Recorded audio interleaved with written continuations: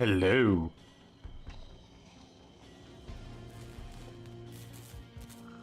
How's it going, Eric? Here we are, continuing the Grandmaster Pinhead challenge.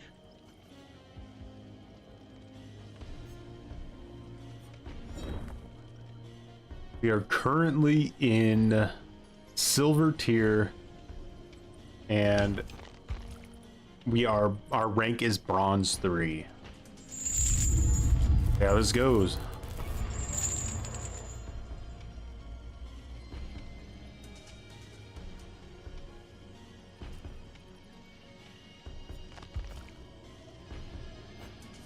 Pretty gnarly build on. That's good. Start the day off with a little bit of help.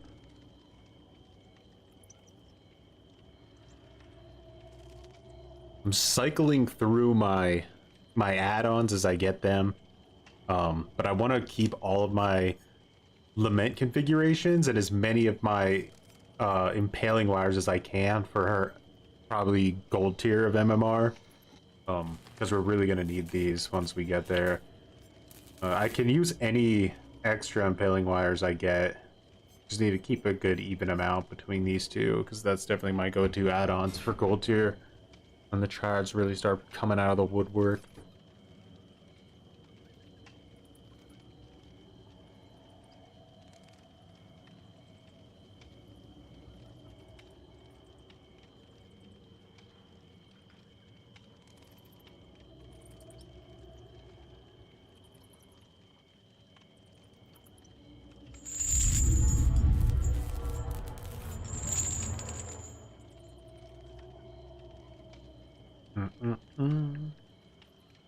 Yesterday was, well, kind of what I would say we would have expected. It was like some pretty chill matches with a few Smurf teams thrown in there that were trying to take advantage of doing some kind of Smurf activity, but we taught them what for.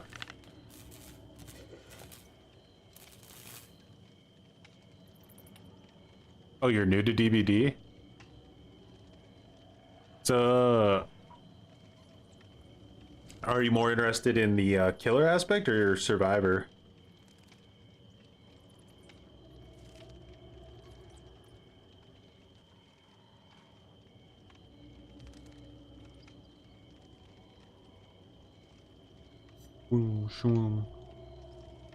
Killer? Perfect. Yeah, I really do think that Pinhead is a great character to start with. It really is.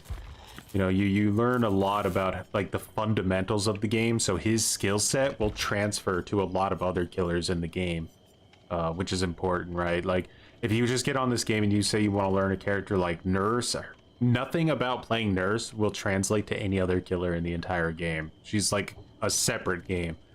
So that's one reason that I think Pinhead is really good to start. And his other reason is that his 3 perks that he comes with, Deadlock, Hex Plaything, and Scorchwood Gift of Pain, are 3 really good perks. I wouldn't exactly call them meta, but they're definitely strong.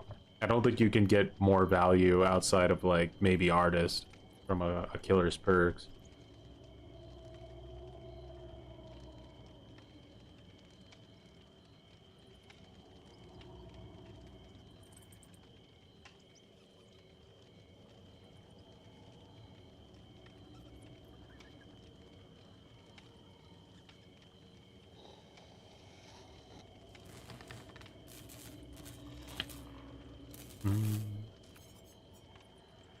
And then also, of course, like his power has just a really nice, convenient built-in passive slowdown for you, so you don't have to feel that intense stress right off the bat that you do with a lot of other killers.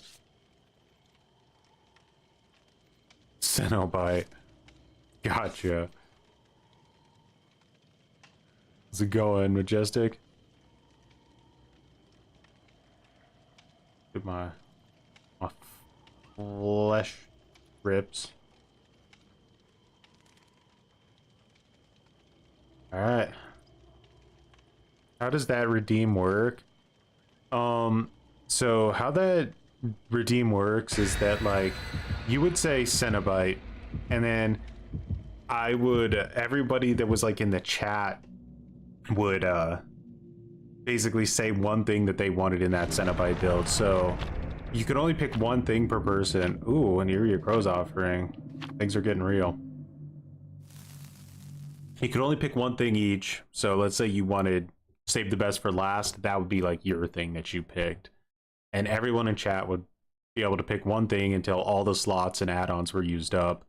Then we would do like a wager on which one of those things would be the most valuable in the match.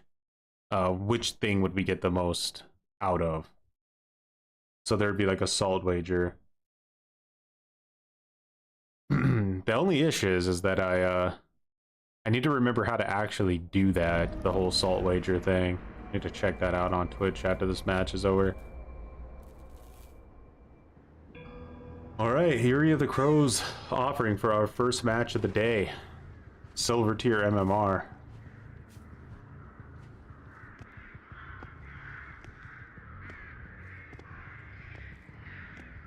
I feel like some scratch marks faintly over here. Did.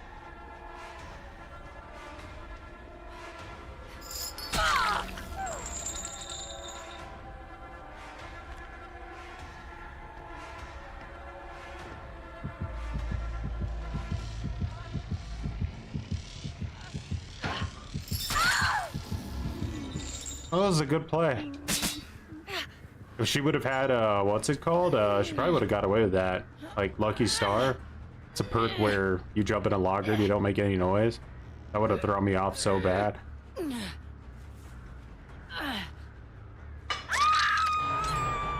Okay, one gen down. But they doubled up on it. That's at least something. Alright, this girl's trying to get around me.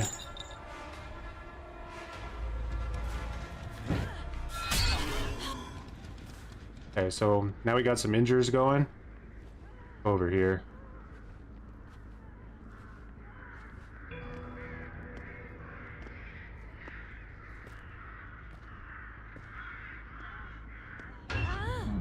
I should have heard that.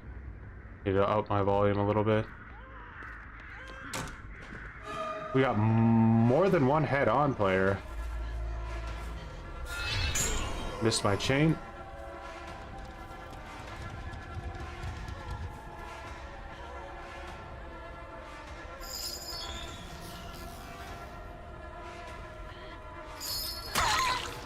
Yeah.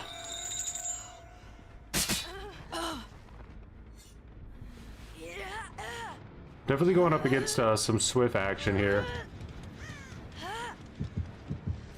Waited for me to get the hook to go for the solve.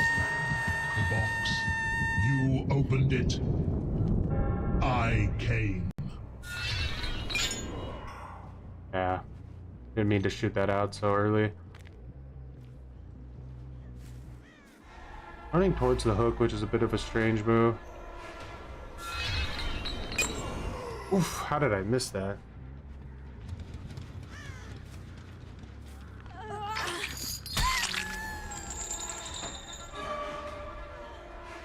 I have deep, I bugged out. It bounced back on me as I was charging it. Unfortunate. Alright, so that's gonna put her in deep wound. That's something.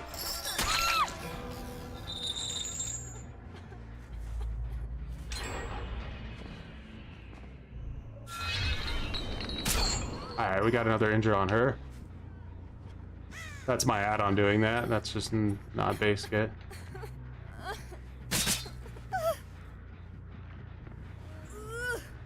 We got a pretty good, like, mix of Scorch Hooks spawning here.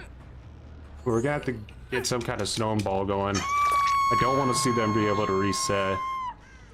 Because, their gen progress is way heavier than my progress right now, so I really need something to go for me. Okay. We wasted all that time healing, and I got an immediate injury again.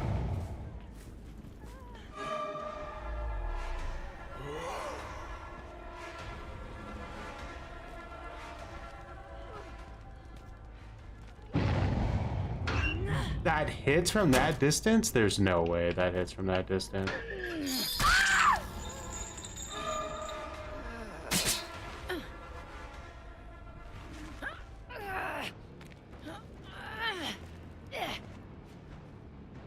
Alright, so it'd probably be good of us to try to get rid of this Lara now as soon as possible.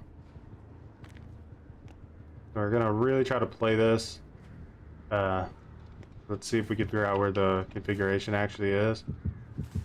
She's miles away. You summoned me. I came. Okay, I'm not gonna go for her up there. Do I ever play Survivor? Yeah, but generally not on stream too often. Alright, they're all on comms, right? I'm pretty sure, like, certain of that. But because neither of them look too interested in trying to get to the hook, it makes me assume someone else has already called out around here that they're the one going for it.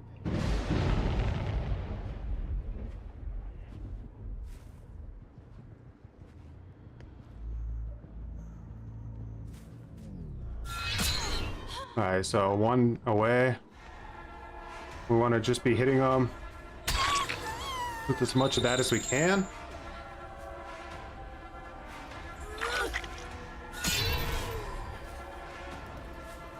Fortunately, that didn't work out the way I wanted it to.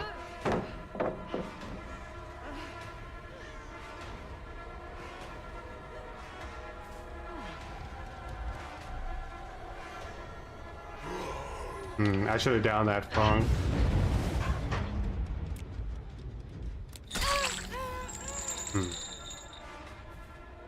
They're making this difficult for me. And now at this point, committing to that girl, she has DS, could be a mistake, so unfortunately I have to play their game. We got a lot of pressure there though. Look how close we are to another chain hunt.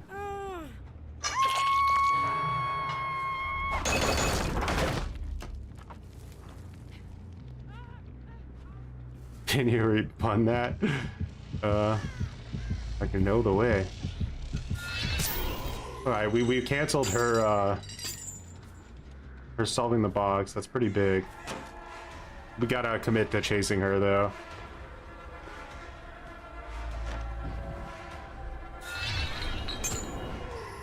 Alright, it's alright. Let's get rid of this. Smart. She immediately went for it. I forced her to cancel the box being solved though. So that's something.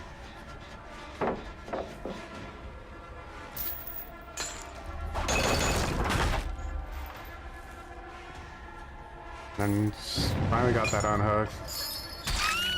Chain hunt starts now.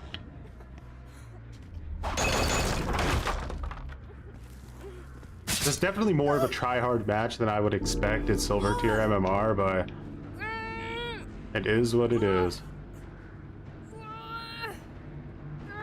What is my favorite bird? Probably Rancor. I just like that you can do a lot with it. On day 1, we got to Bronze 3, which was like 14 matches.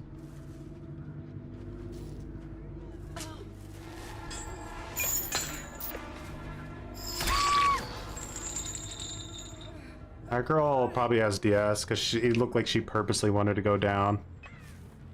Gotta watch out for little telltales like that. She just got off the hook. Why is she trying to body block without off the record, right?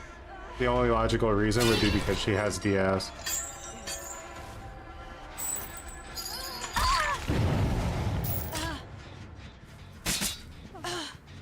I'm not gonna go for score chokes here because I'll I got a lot of pressure and I don't want to lose it.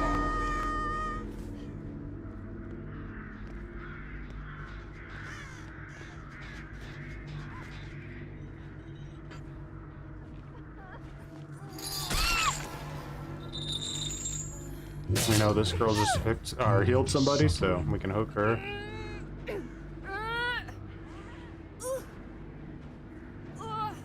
Actually, I'm not sure if I can actually make a hook. No, I can't make that. Let's look for the box.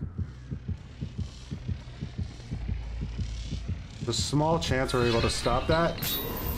No, she got it. She's deep wounded now, so That helps a little bit. She's just gonna want to pre-drop this, maybe? Oh. That was a good ship W. Our team's gonna be able to reset now.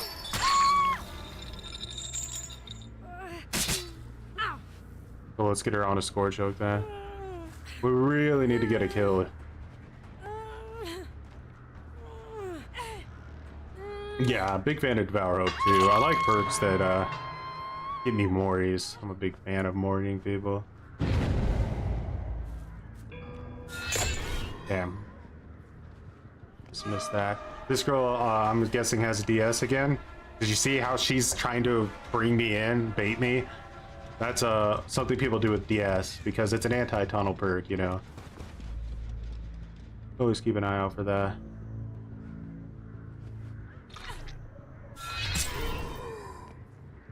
He body blocked the chain for her teammate. Unfortunately, she's completely immune to the chain. Ah, nice, she got me with that again. The scratch marks kept going, so that really threw me off. Alright, we know someone was over here working on a generator. This cage should be hookable.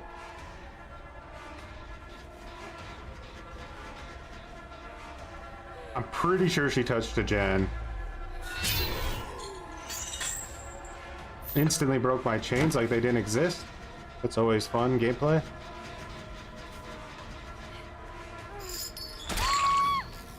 Please don't have DS.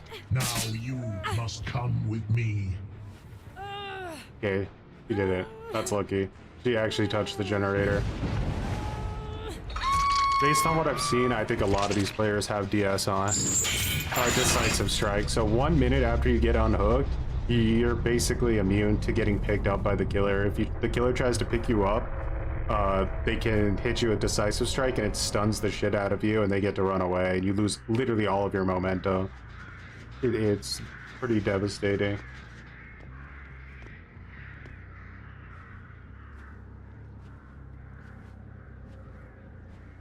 Right, that girl is dead. Alright, let's see if they're waiting on a locker again. The box. You opened it. I came. Alright. Big injure there. It's gonna cut our chase down and dramatically.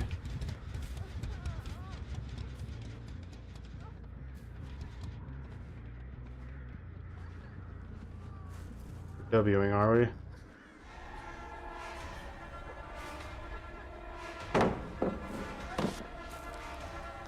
Nice lit here. I don't think she can make it anywhere though. We're down to pretty much one gen at this point. What a waste of good suffering.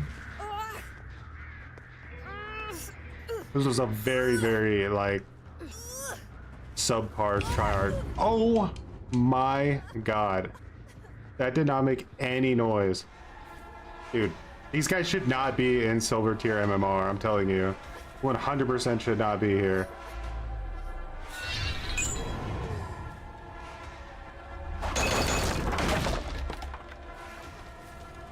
I don't know what they've done to manipulate their MMR, but this is not a...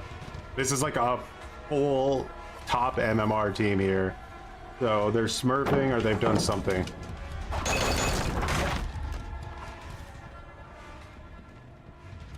Yeah, the audio bug of that flashlight gave him a lot of value. I pretty much am being carried by Deadlock at this point. You made a mistake. Alright, she's hiding nearby for some reason.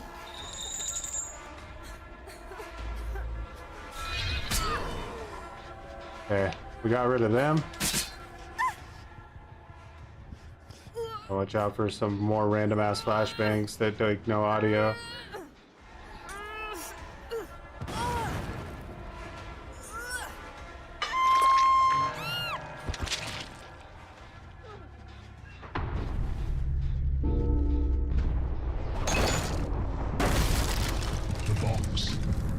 Heard that one, yeah, I definitely heard that one. I'm lucky came. I brought in stronger add-ons because if I wouldn't have, this would have been an absolute nightmare to deal with.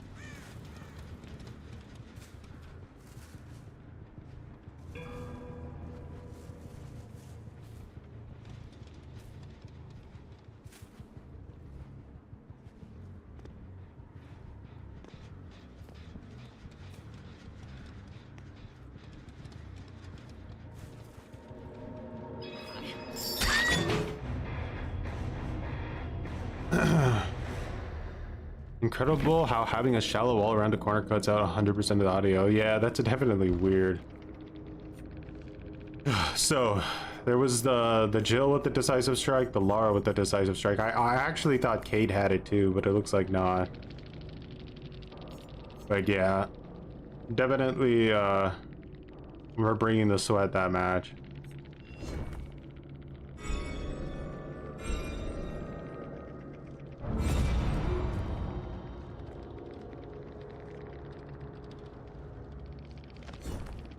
Oof.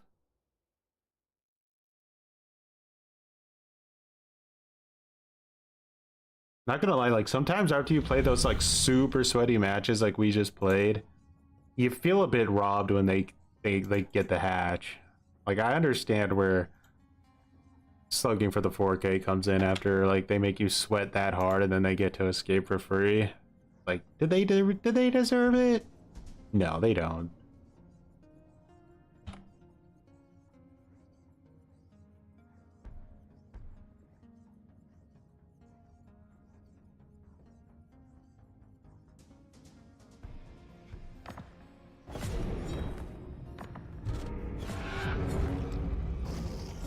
Try to farm up some more decent add-ons.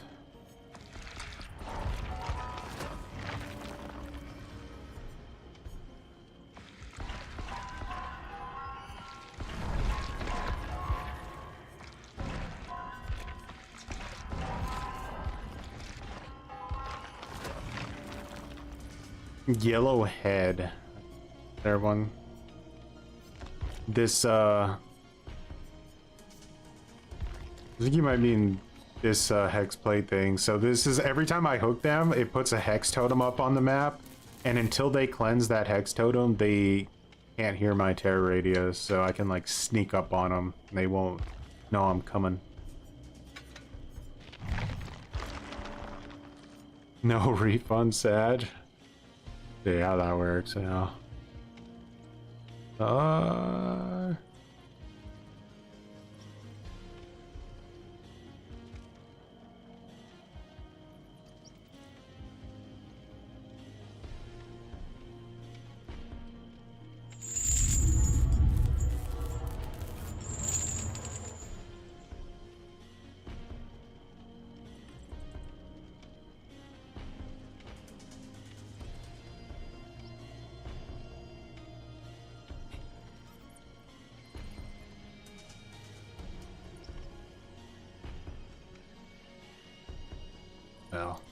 I don't have the skill set to understand the refund system. I don't see any option for it, but we could do a free build in the future.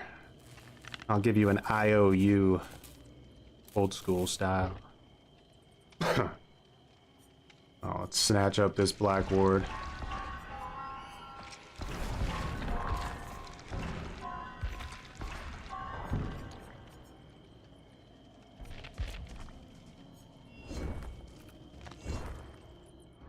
That's as good as money. That's right. Salt carries value.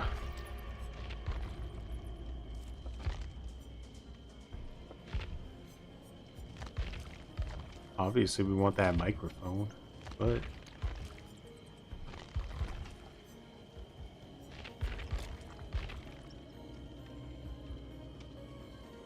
No, in your offering. My offering, huh? It's a yellow head. Where would it be? Oh, the Mori. So you could get like an offering that makes it to where when under certain conditions you can kill survivors. So the yellow Mori, which is getting removed from the game soon, allows you to Mori the last survivor in the match that's still alive when you down them. They're turning that Mori into basically a base kit feature in the game, so that's why they're getting rid of the offering. The green Mori and the red Mori work like if you had a survivor, if you hook a survivor 2 times, after they've been hooked twice, you can kill them instead of hooking them the 3rd time. So essentially, you're not really gaining much from it, but it's just like a stylized way to get rid of somebody out of the game if you want. Or avoid like DS. You remember the IOU scene from Dumb and Dumber? I'm sure I would immediately remember it if I saw it, but it's not coming to my mind.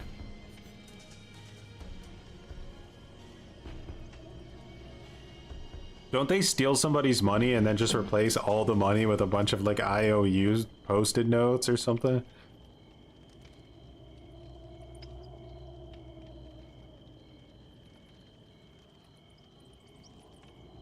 Yeah.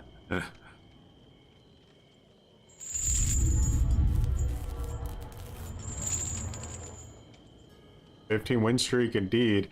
Although I will say that if the matches continue to be that sweaty, we will definitely start taking L's because that was kind of wild.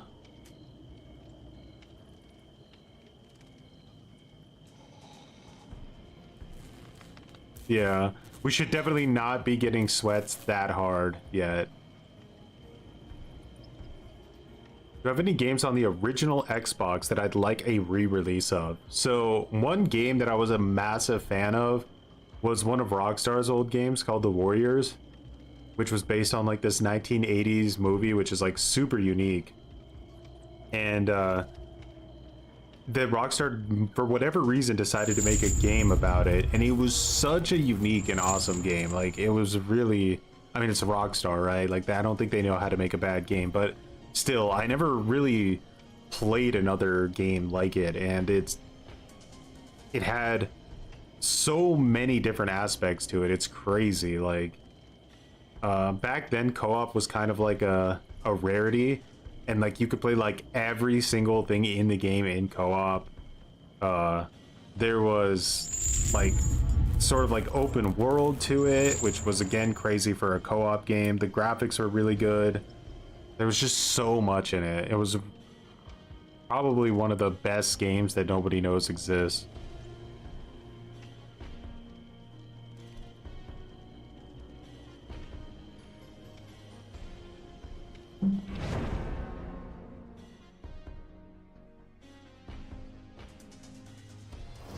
Yeah, it was cool.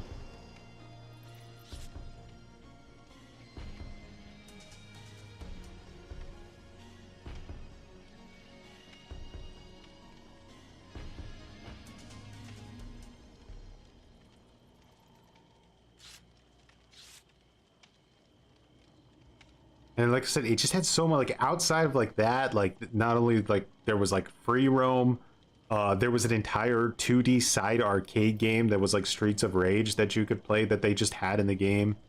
They had like a whole multiplayer section of the game, like outside of just co-op, where you could do like weird ass multiplayer games. Like there was one called like Rooftop Rumble where you could have like 20 people start on a roof and you had to throw each other off of different roofs and kill everybody, and the last person standing on the roof would win. Just got good old stuff you don't see so often anymore. We're playing against Swishy, guys. Something definitely is up with how MMR is working. We should not be playing against Swishy in Silver MMR.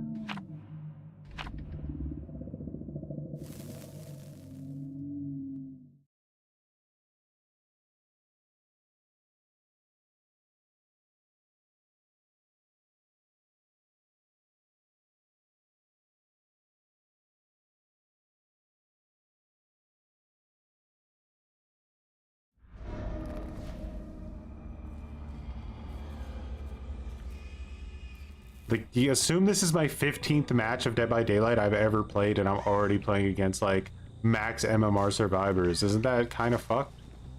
I mean, if the system's doing a fantastic job of understanding who a Smurf is, I'll give it credit, but, like, something seems off about that to me.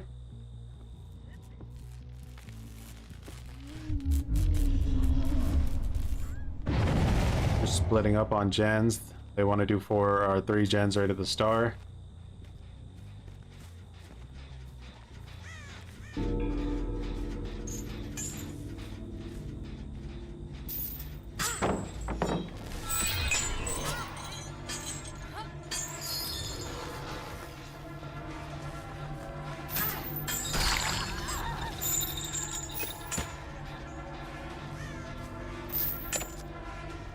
We're gonna be grabbing the box very soon.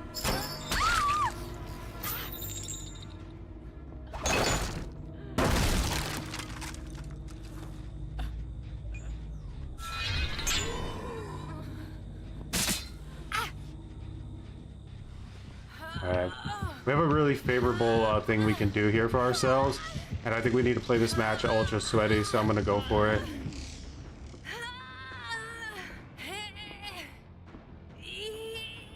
Oof, that had to be close.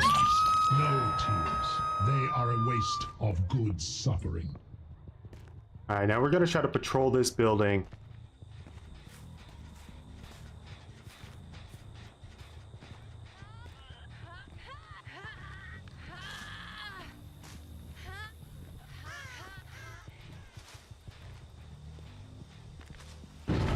Alright, someone was already out there. Moved right around me very, very sneakily.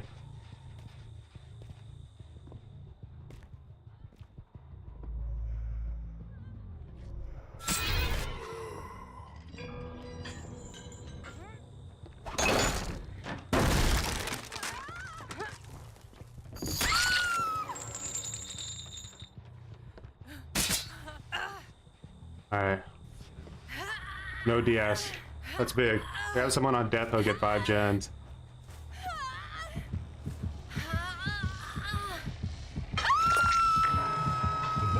So what I want to do is I want to teleport over here. I want to do a quick shot on this person. And then I want to run back to the hook before they can get a heal off on her. They unhooked her a little bit faster than I expected. I thought I would have maybe an extra second.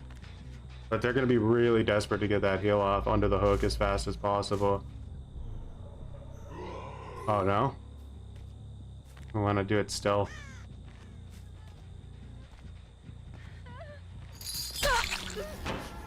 Okay. They brought 2 people to get the unhook.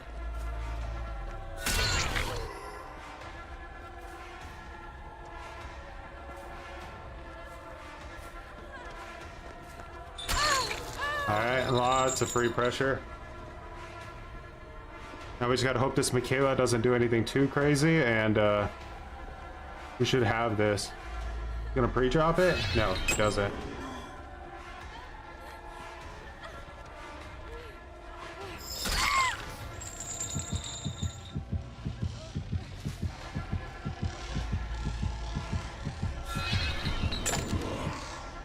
Smart. Be careful not to lose her out here. Beautiful. Wish she was out.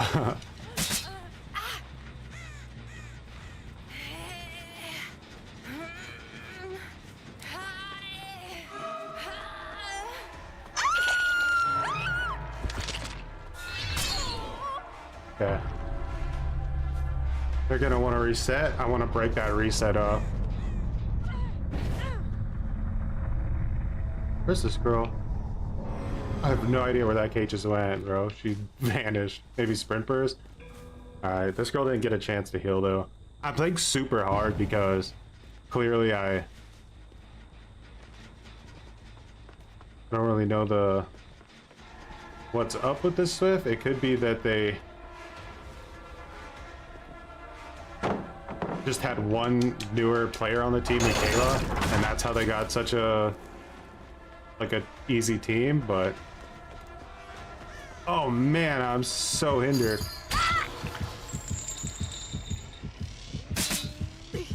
Alright, easy team. I mean, an easy killer MMR wise. Just fortunately for us, that isn't exactly the case. Now, I could have hooked her in the basement there. That may have been a better choice, but...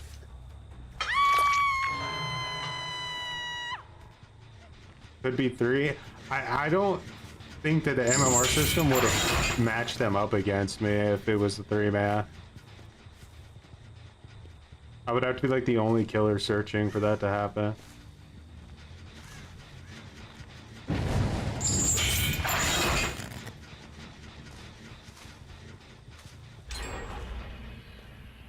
Okay, so that gen there's the most progressed one.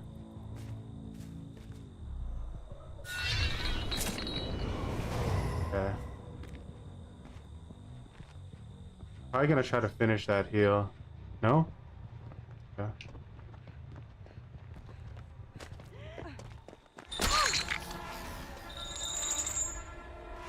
They lost all the progress because of Gift of Pain on that heal that they had going.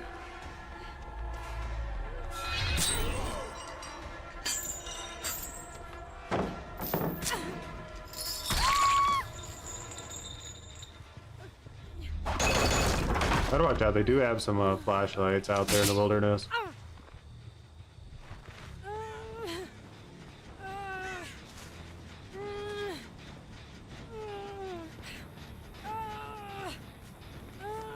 Much appreciated, Eric. Thanks for dropping in.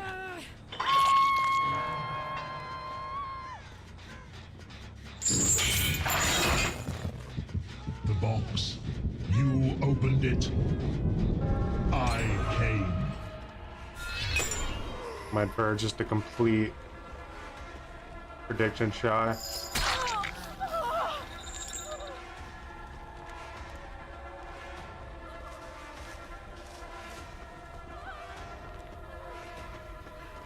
I don't think there's anything you can do, unfortunately.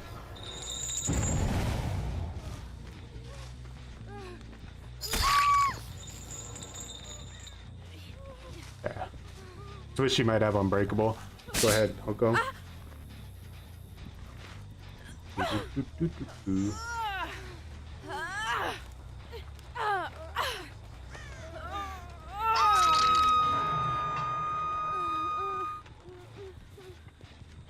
He's in here.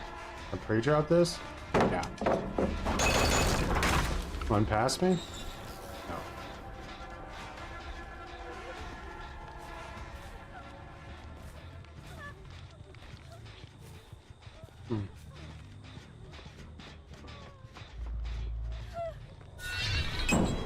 Ah, shit.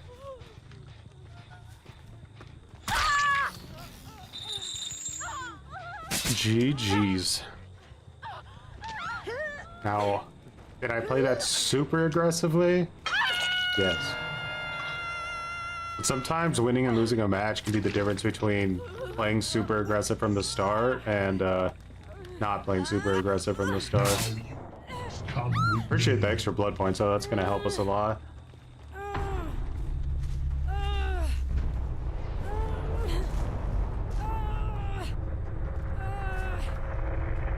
Yeah, the same exact issue still exists in this game where, so, like before, it used to be worse. I'll say that it used to be worse in the old ranking system, is if you searched in a 4-man Swift and the host of your 4-man Swift in the old ranked system was like a rank 20, it would look for a ranked 20 killer to make you guys go up against originally. So it was really easy to abuse the system that way. Now it works a little bit differently. Now what'll happen is if you have like a super low MMR player in your Swift, it won't search for a low MMR killer, but the window of the killers that you can play against is as wide as your Swift. So it is just as easily as possible to get like a super low MMR killer as it is a super high MMR killer. And that's why you know, some people, I'm not saying that Swishy did it, but like some people intentionally do it just because they want to have that better chance of getting like a lower MMR killer. Obviously, there's other situations, like for instance, maybe you're playing with viewers or something, and one of your viewers happens to be lower MMR, then something like this could happen. Your copper deer. You saw people intentionally die as Swift to get bad killers? Yeah. It used to be a really big thing back in the ranked mode, or the ranked matchmaking that people would derank.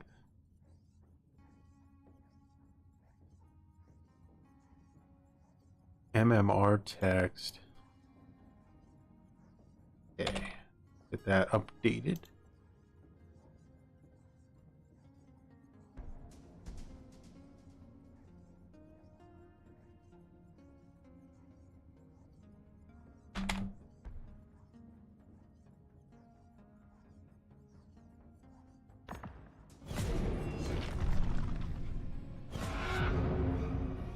Can't do this archive anymore. Let's go to a different one.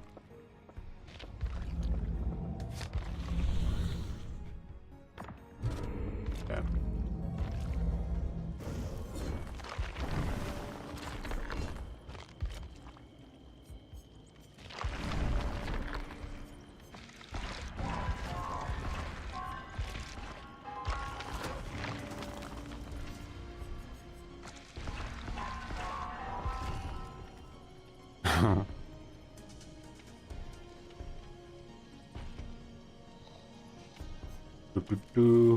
Like that upstairs hook in Thompson's house is one of the strongest hooks in the game. Like you hook somebody up there and it's very difficult to actually get up to them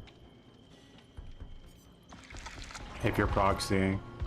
So we took hardcore advantage of that one. This is like the best things I can go for in the blood web: iridescent laminate configuration, black ward, and impaling wire. So take those over anything.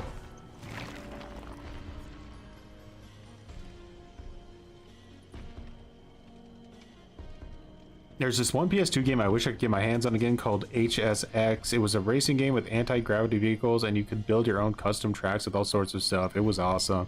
It's weird how games felt like they used to have way more features in them than they do nowadays. It's really like they just came in one day and said, listen, do you want graphics or do you want features? No, it's just the end of it.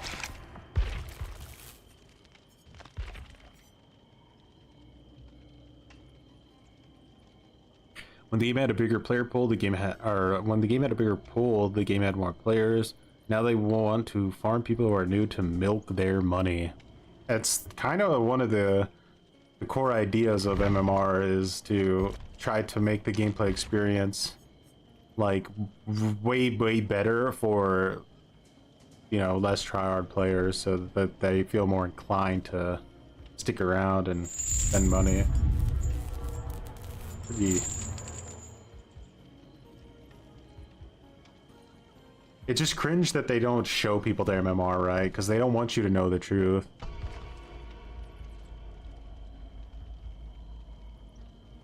Yes, Bungie, you can't ever over-deliver, or that'll become the expectation, and that's bad for business. I don't know what happened to Bungie. They used to be, like, one of the most respected developers in the entire industry, and then, like, I don't know. They just, like, straight up turned to the dark side after they were done with Halo Reach. Any game with user-generated content scratches that itch for me. The stuff that the community builds always ends up going above and beyond what the developers expected, like Meet Your Maker. It's unfortunate about that game, isn't it? I never had a chance really to play it. But yeah, it was gone in no time. There used to be passion around it, now it's just another job. Well, one thing I noticed was that, like, when I was like kind of, what would I say? Like, let's say in the mid 2000s, when, like, you know, between like the original Xbox, PS2, 360, PS4 era type time, a lot of the game developers then were just like nerds who learned to make video games in their basement in like the 90s and sort of just grew into like these, you know, successful development companies that they had like full control over to make games. And nowadays it feels like most of the like high profile game devs are like highly educated from, you know, colleges and stuff. And I just don't know if like super creative type people are attracted to going that route of going into like, you know, a super controlled environment to learn how to do something. So I think that like a lot of these, you know, highly qualified people nowadays that get a lot of the jobs to make all these AAA games and stuff aren't really the most creative people like they used to be. I think like the more creative people are just making indie games in a basement somewhere or making mods for games.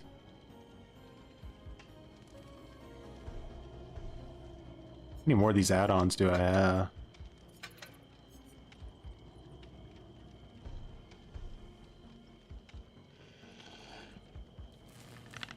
But yeah, definitely like game companies have become way more corporate as well. That's an issue.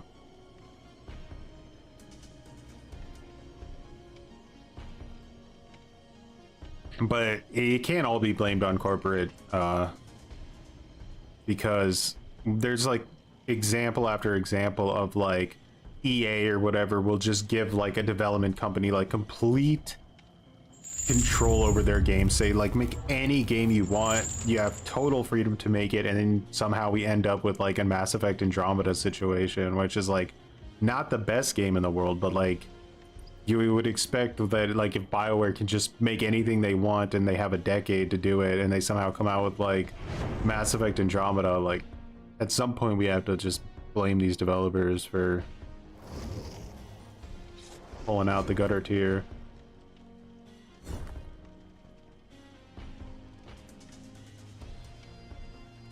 Have I played Animal Well? No, is that the like the horror game in the zoo?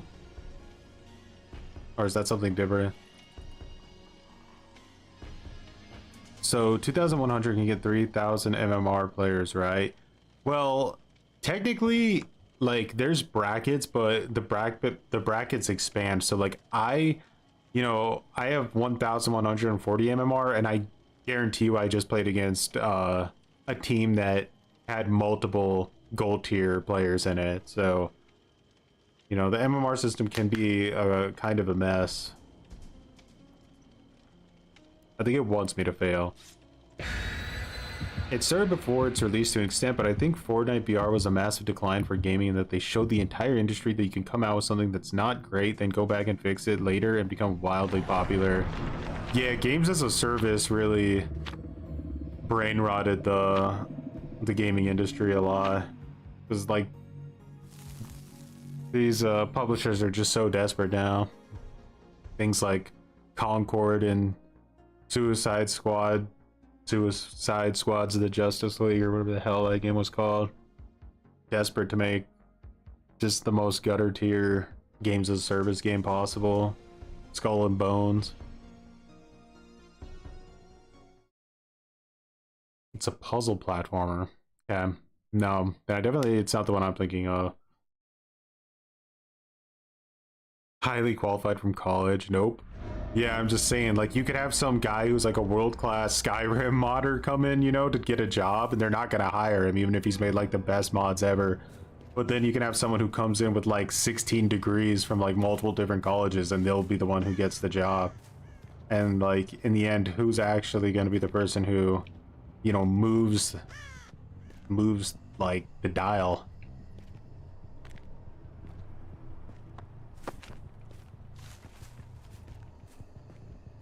Make something that feels wholly unique.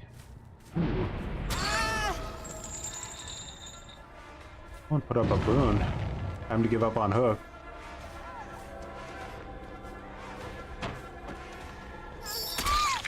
Well, could have brought live, chose not to.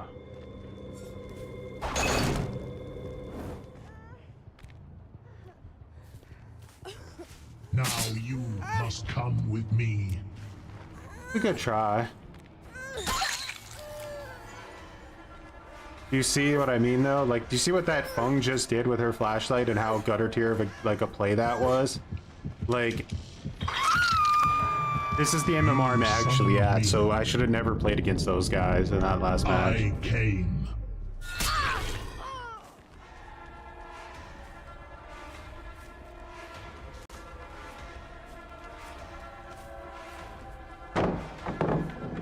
I've heard like a conspiracy theory about behavior before.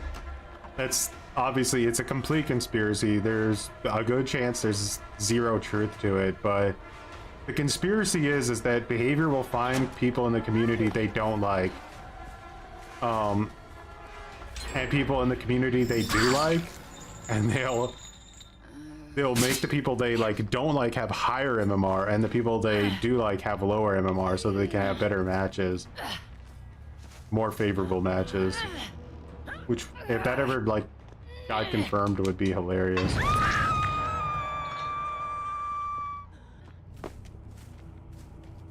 This Fung should go down in like a second.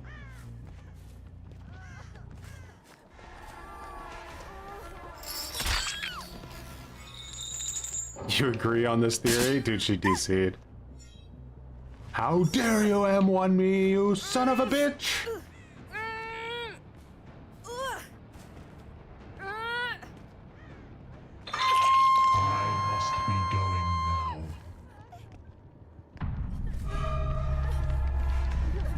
Yep. GG's. That's ridiculous. It's just something I've seen some people like suggest, and I don't know. It's always like one of those things that itches at the back of your head when like you see some people just get like matches where it feels like they don't have to try at all and they win every single time, and then there's other people that like literally have to sweat like their life depends on it every match they play.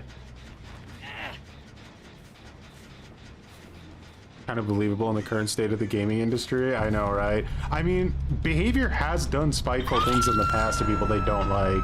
Like Dowsy, for example, they like removed his Twitch shirts and removed him from the Fog Whisperer program and everything just because he made like I'm pretty sure like a super mid joke about like Patrick or something. Like not really a big deal at all, but they took it so personally.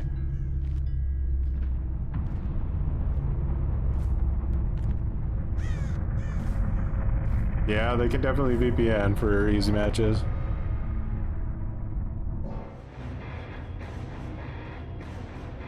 The current meme in the US is that you need years of college and then you need something stupid like 10 years of experience to qualify as a McDonald's worker. Do you want to work at McDonald's? Yes. Do you have 10 years of experience working at McDonald's? No. Get the fuck out of my sight. You make me sick. How dare you try to get a job here without working here for 10 years before you try to get a job here? Alrighty, let's move this up.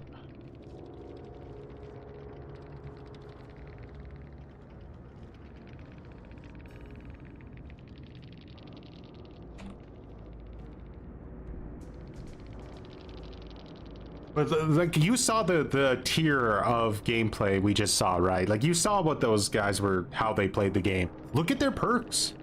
Like look at their perks. This is everywhere. Like look at like how skill-based matchmaking has literally brain rotted this game. And you can look at my perks too. I'm not ashamed. I'm just saying, like, you saw how they played the game and these are the perks they're using. Like, oh yeah, you can't see them, it's too small. It's wild. Like this is like every match since we've started this thing so far, which has really caught me off guard. I didn't expect to start seeing builds like this until like maybe around now, but like we've been seeing builds like this from the very beginning, very consistently. Like people are trying so hard to use the best shit in this game no matter where they are. It's wild.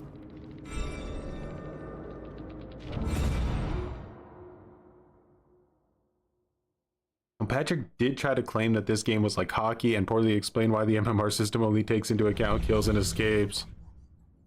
There's too many variables. Almost like it was a bad idea.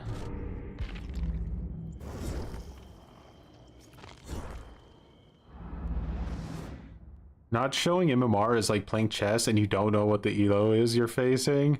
Yeah, I mean, that's the worst part, right? Is like, it's not just like a bragging rights thing. Like, I would like to know what my MMR is so that I can understand, hey, am I like, you know, because I kind of will get into this rhythm of like gaslighting myself a little bit. Like, am I just bad at the game? Do I need to get better? Or am I really playing against like the tippity top players and I should be expected to lose? Because like realistically at the, you know, tip top of this game, which is very evidenced by like any tournament you watch, survivors have a massive advantage, especially in pubs where they can use whatever they want. Like they just do have a massive advantage. So that would help me like understand, okay, I was meant to lose that game, so how well did I perform anyway? But like, you know, without me knowing that information, I could have just played against a gutter tier team that shit on me, and now I think the game's unbalanced when realistically it was my gameplay that was the problem. And not having MMR be shown is leads into that. I just don't like it. And it also makes people like the people I just played against who are using these super overjuiced builds that they don't even know how to like properly manage because they run in a straight line without even going to a pallet, will think that they're in high MMR because the game doesn't tell them. So they'll just assume, hey, look, everyone's using meta, I have to be in top MMR. Like, no, you're not even close to it. Not even close. Like, I would have expected that from like a rank 13 or rank 14 team in the old ranking system. I wouldn't even have said that that was a green rank team. That was one of some of the most pathetic movement I've ever seen. Not to shit talk, it just is what it is. I have the perfect fix to their build. Swap a perk for windows of opportunity. Do they not have windows? If not, then that explains a lot.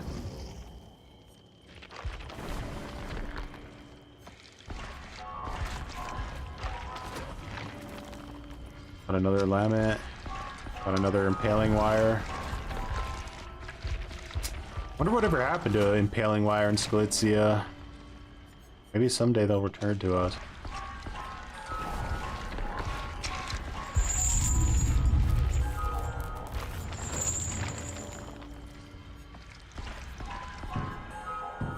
Yeah. Farming as many of these as we can for gold tiers, let me tell you.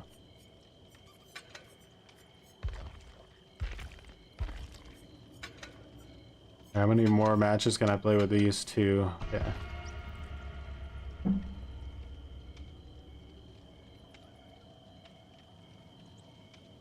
Yeah, true, almost P1.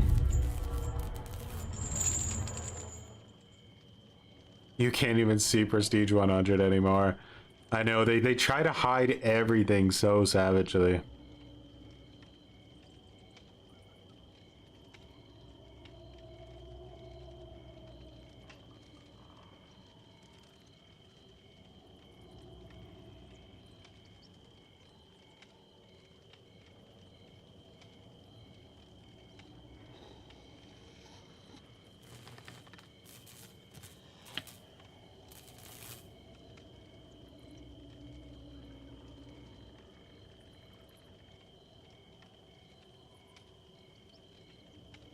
The reason Dead by Daylight doesn't show MMR is because it's a game that's made by soft Twitter / Reddit people for soft Twitter / Reddit people.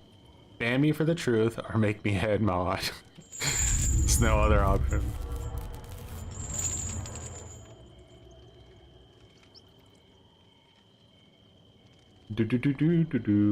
I think behavior does it though because it makes their job a million times easier to not show us MMR, you know? Like, as long as they hide everything from us, then they can completely control the narrative.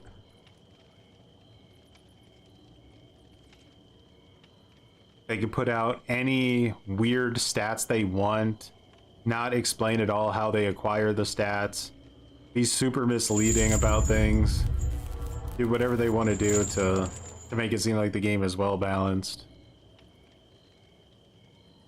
Because if MMR was public and you could see it, I'm fairly certain it would reveal some very obvious truths about the game that are also very inconvenient truths about the game that they don't want to have to ever deal with.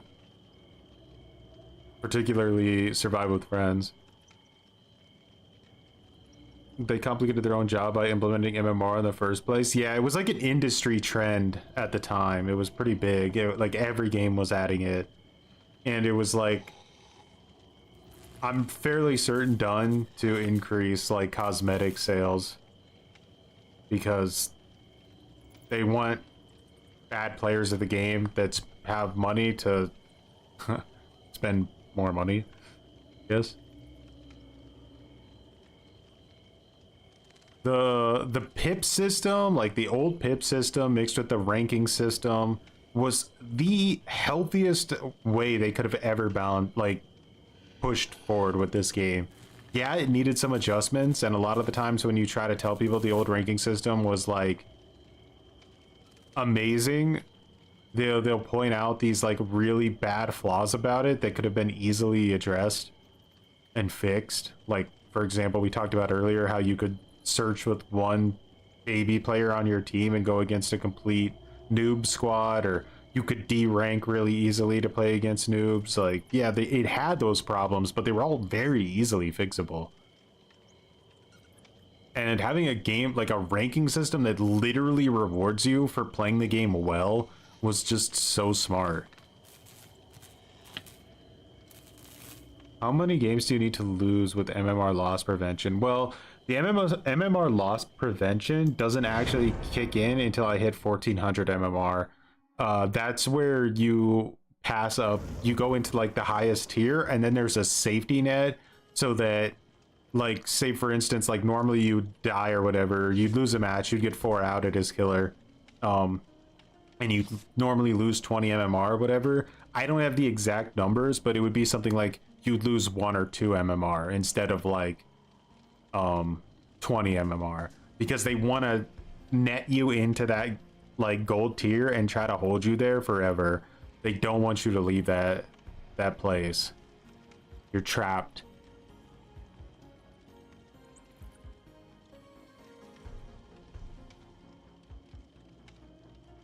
And unironically, a lot of other games like Apex Legends, if you're playing like ranked or something, will have like D-rank protection so that you don't D-rank and get demotivated because, like, you know, you're on a loss streak or something. They'll want you to give you a chance not to drop out of your rank. But but Dead by Daylight does it because they want to like torture you. They want to keep you in a rank you don't belong in because, you know, that's just kind of how they go about trying to keep the game feeling good for people.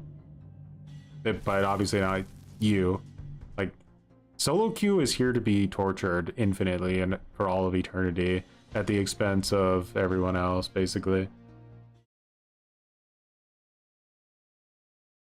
Or at the expense of solo queue, I mean. I really miss Black Ops 2 multiplayer, or maybe I just missed that time of my life. Possible, but I will say that Black Ops 2 was the last Call of Duty I enjoyed personally. I did play the other ones after it, and I just immediately like was not interested in them. It was like kind of the last like good classic Call of Duty game. I never played the Modern Warfare Remaster multiplayer though. I heard a lot of people say that that one was really good, which makes sense. Alright, we got a girl running this ridiculously stupid cosmetic. Oof. That's gonna be a sprint burst, probably.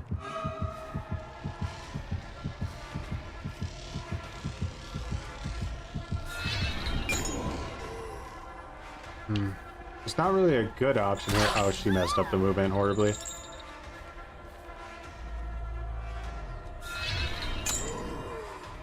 He was looking for the chain. Little telltale. They have lightweight? That was movement. So again, MMR accurate player. This is definitely where this person should be.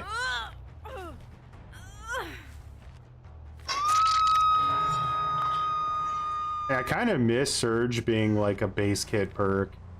Why did Demogorgon have to come back to Dead by Daylight? They should have gotten rid of him so we could have base kit Surge.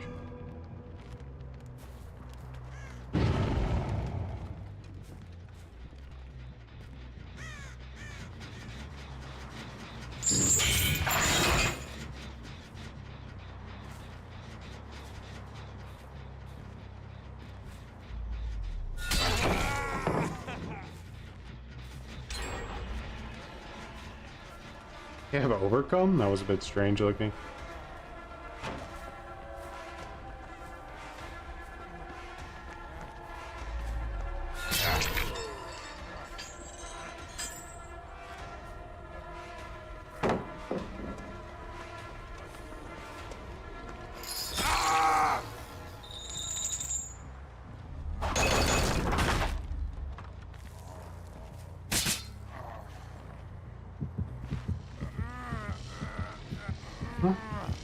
Doing well with the box solves.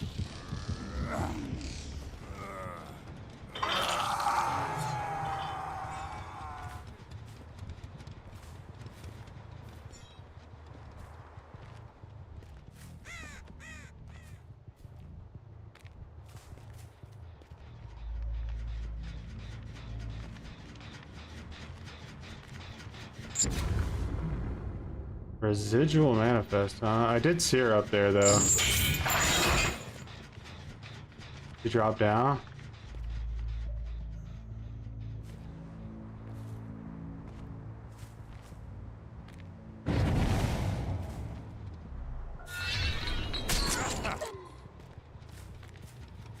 Wait here?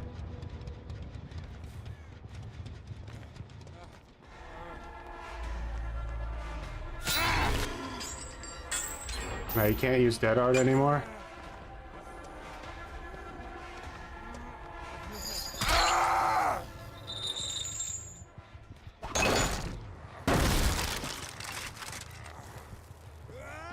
Oh, god damn it.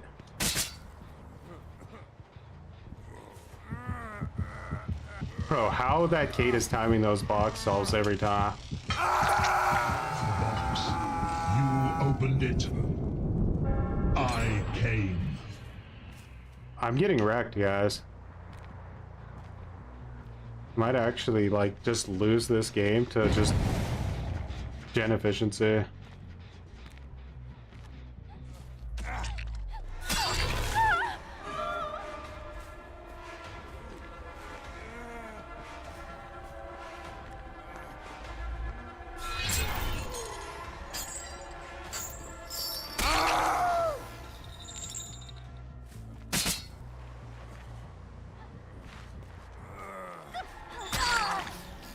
Yeah, that's big. I must be going.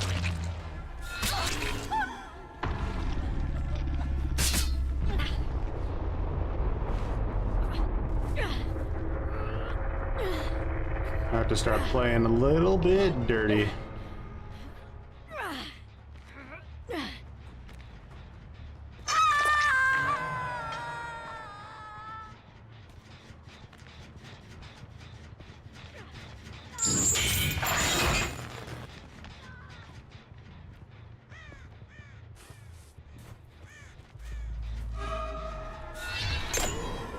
My straw is blast mine, so it's gonna suck. Oh, she didn't have it off yet. Lucky us. Bro. Alright, I have to get, like... That girl gave up on Hook. That's huge. Holy shit. Imagine giving up at Hook at 1 gen because you're salty.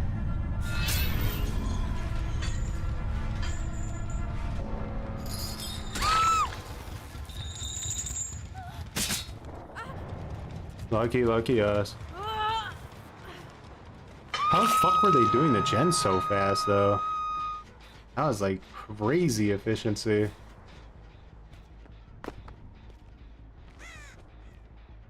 I'm low-key curious what this Kate's running. Kate's over there already? Finished a gen on the other side of the universe. God damn it. What are you doing, Kate?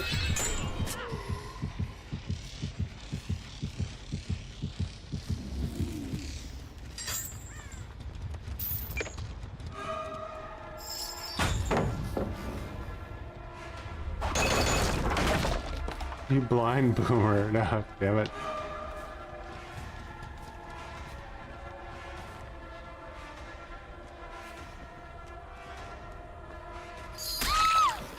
I actually really want this Kate. I don't like the fact that she's just scurrying around and being a nuisance constantly.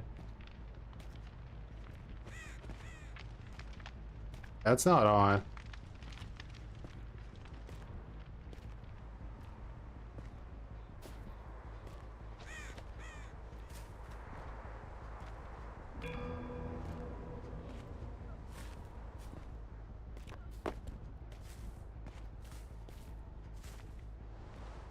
I want her.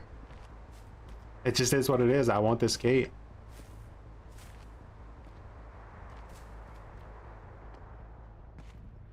Moving around the map, doing the box constantly every time I pick somebody up. Finishing 32 gens by herself. Like, well, what's going on? Kate.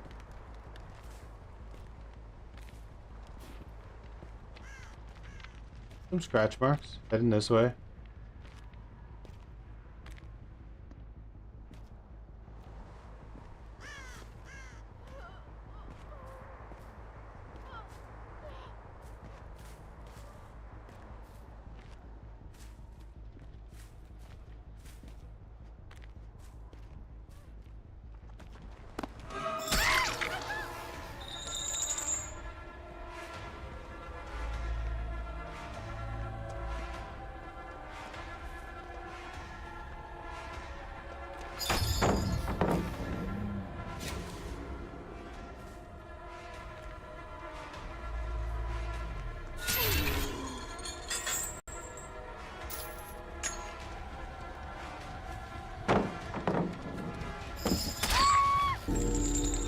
Ah, finally.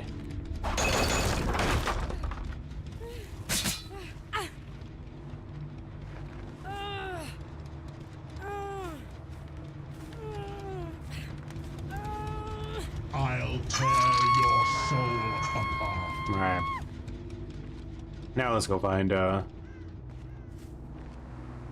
Yui.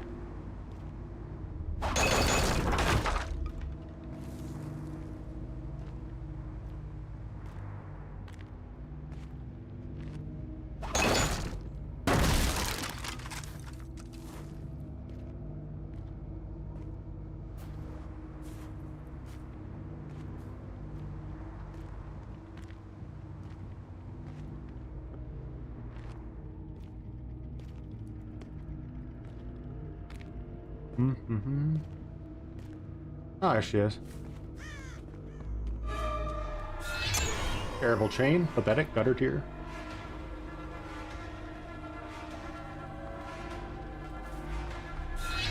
Damn.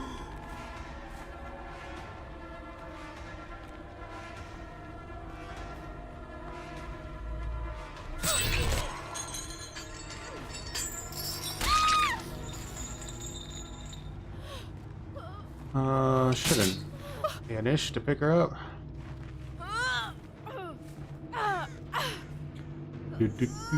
Delirious.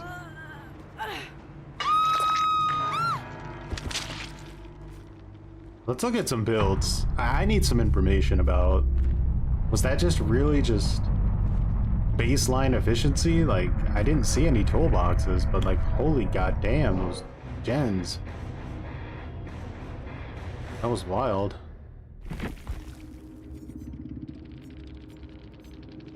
No, super basic. Super basic. Blast mine, super basic. Ah, crazy. There's no way just this one toolbox, you know?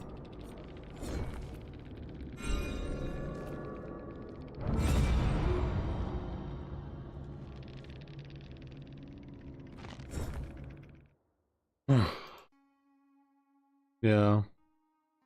I mean, you can actually obliterate generators, but it usually requires like a team effort. I felt like Kate was the only one doing gens. Didn't feel natural. That's what I'm trying to say.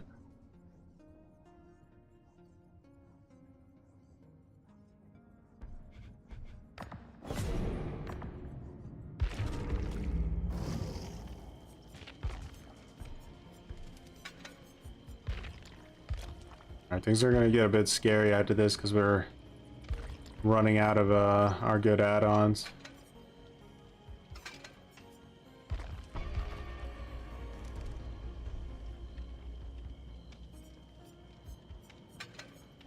I gotta save these for later.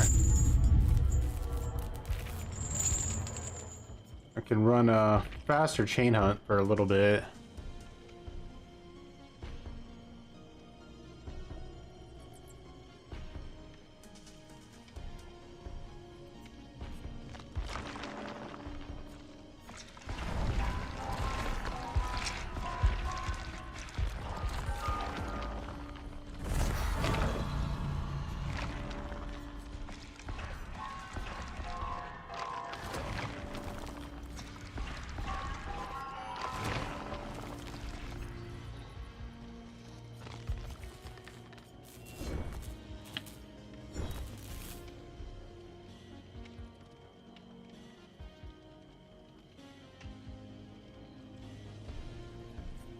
And our grade is bronze 2, 1 pip.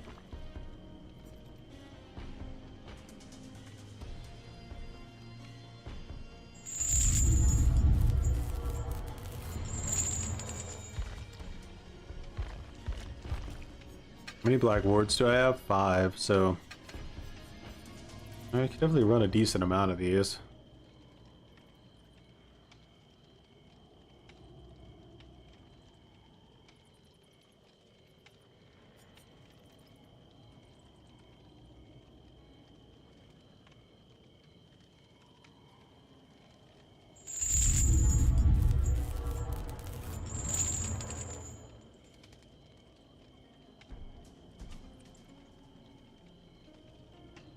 What is this challenge even about? It's a multi-layered challenge. Ideally, like the challenge aspect of it comes from trying to use a very limited set of tools to get from Ash 4 to Iridescent rank 1 with hopefully not losing a match. Will that happen? Probably not. But we're at least looking for like an over 90% win rate to do it with.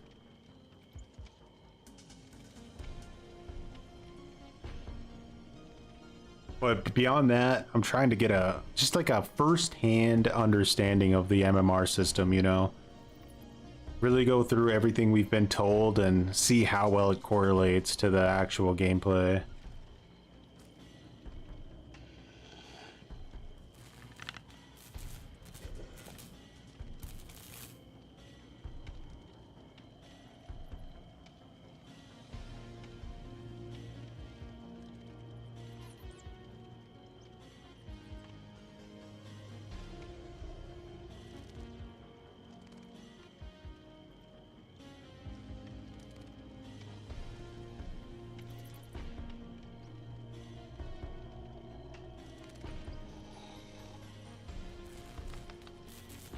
Yeah, the perks are completely limited. I can only use what I get. I'm not using like I think there's like, you know, like 500,000 blood point codes and stuff like that right now. Just ignoring all that.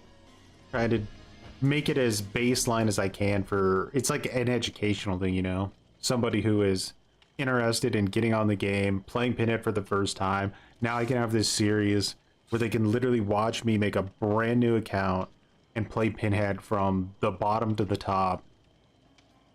See what they can learn. EU nighttime is super sweaty no matter what MMR you are. Yeah, it's rough. It's And you know, the people in EU, we kind of know this. Like a lot of the, you know, Russian players, a lot of the Saudi Arabian players are just incredibly sweaty. Like they're just incredibly sweaty. Like they take it to a whole nother level of competitiveness, and they all play very, very similar to each other. 3 flashlights and a toolbox should be interesting.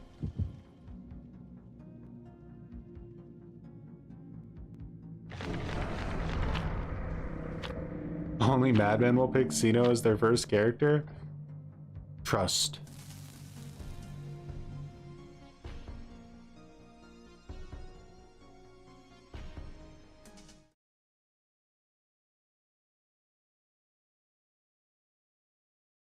Is the right move. If you want to be like, you know, you really want to get in there, play the Xeno, not the Xenomorph, the Xenobite.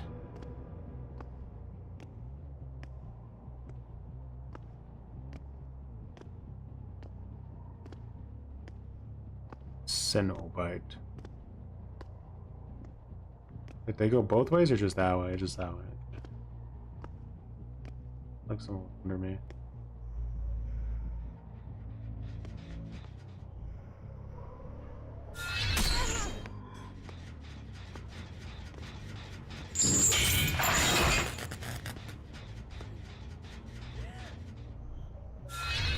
Ah, too bad.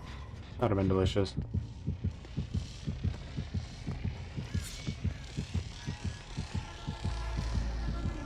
Ah, man.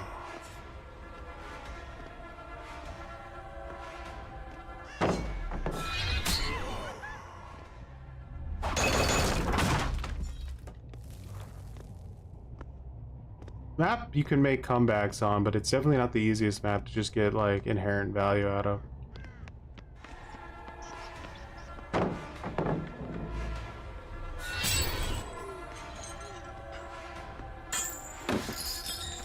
Oh man, we're breaking out of that so quick.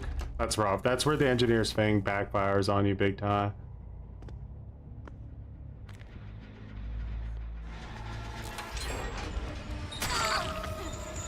Alright, we're getting a lot of injures.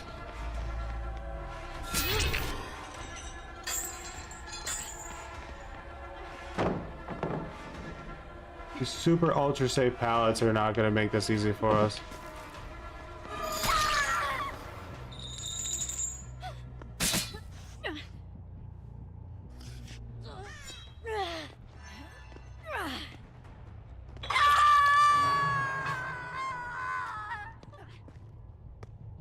I'm gonna kick that and get chem trapped. I think there might be a lot of them up here, to be honest.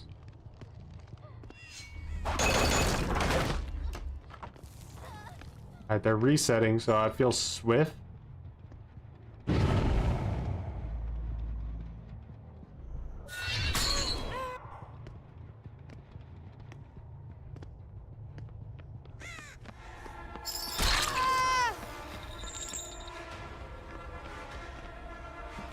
Just want to try to keep as much pressure as we can possible so that we have a better chance of the chain hunt activating. She missed that pallet somehow? It's wild.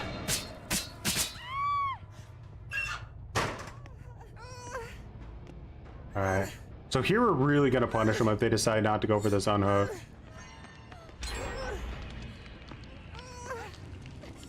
Alright, we're going to punish them. Yeah, I don't have to play nice, right?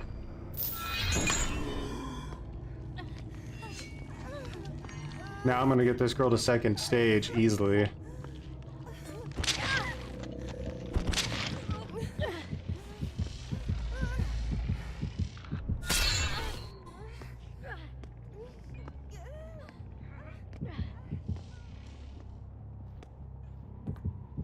Nice wraparound.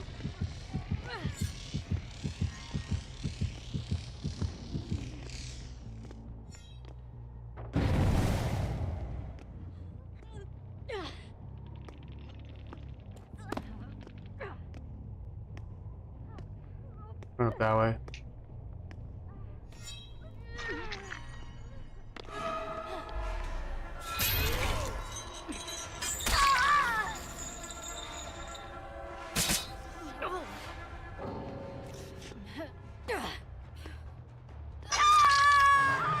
There you go. Off the record, didn't save her because I have this purple add-on here.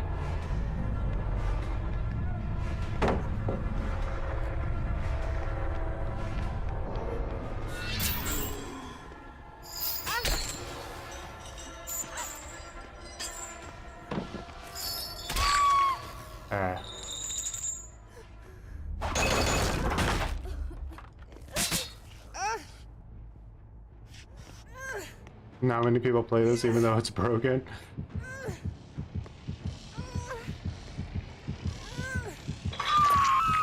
You summoned me. Nice, got the teleport. I came. Cancel that.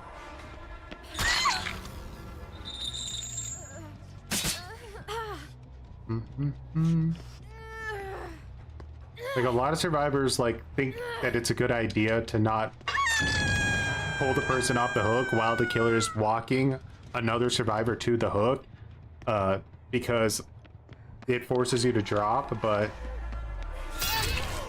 all right,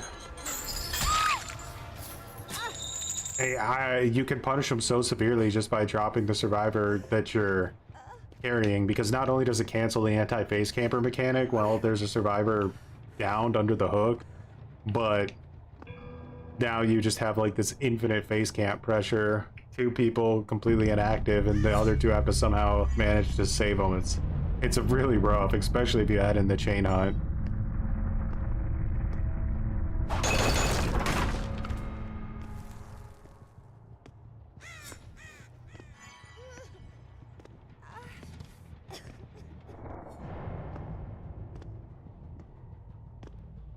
If I was this girl, I would probably head to the basement to try to... Wait, what was that? Oh, that was a totem. This is my challenge that I keep slightly getting.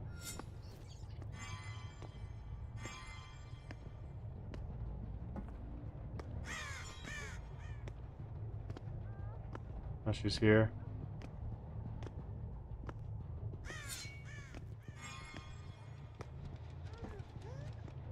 No, that's this girl. Oh my god. I need to find the basement. Here.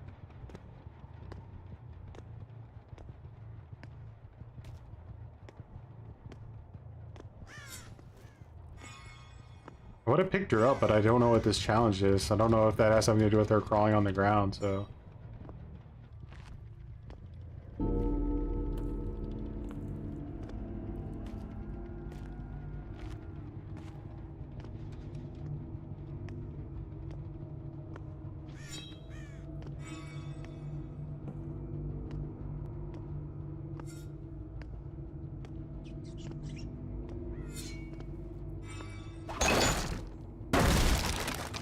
Wonder if Kate has Iron Will. Probably. I think I would have hurt her by now if she didn't have it.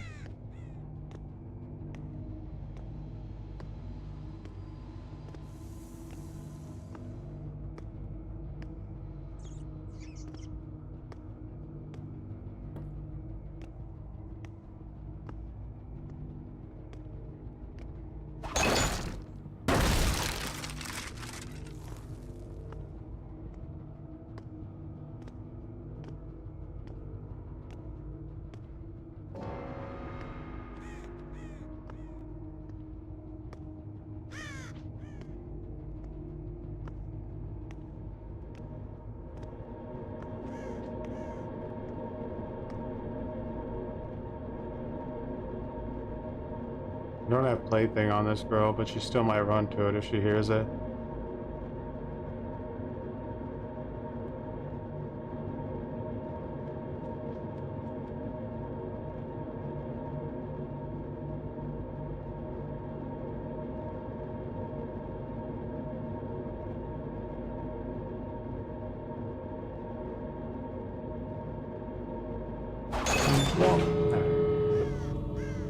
Let's just go to the doors.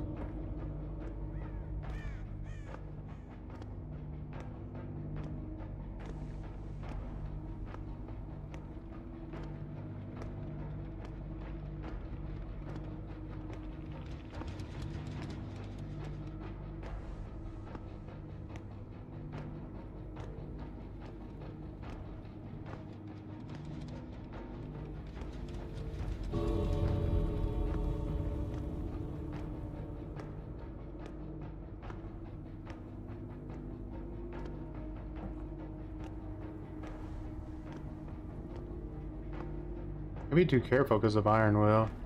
Oh.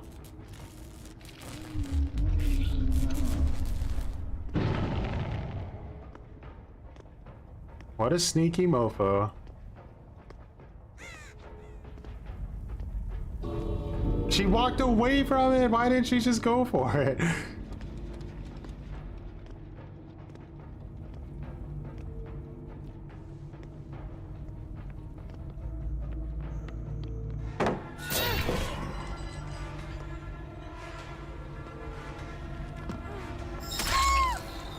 Getting mind gamed at that pallet is... That's kind of funny.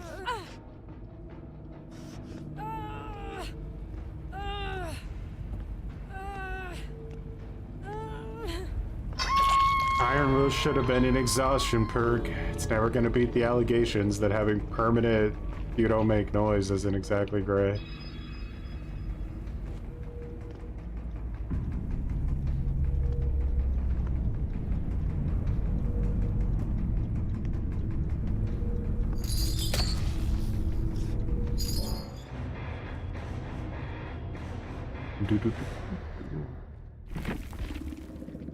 Ruthless? How is that not a merciless, huh? It was disturbed 20 crows. Oh.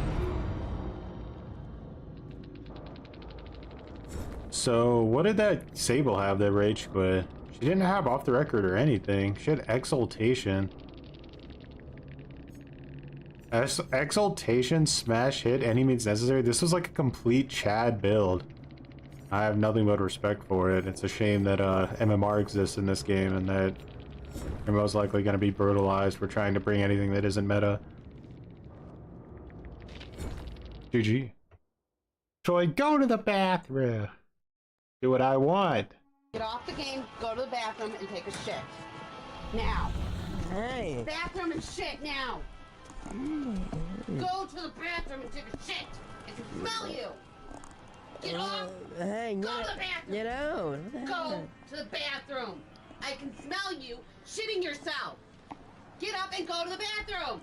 Now. No. Get up and go to the bathroom. Not yet. What the hell? Go to the bathroom. You're shitting yourself. Not yet. What the hell? Go to the bathroom. You're shitting yourself.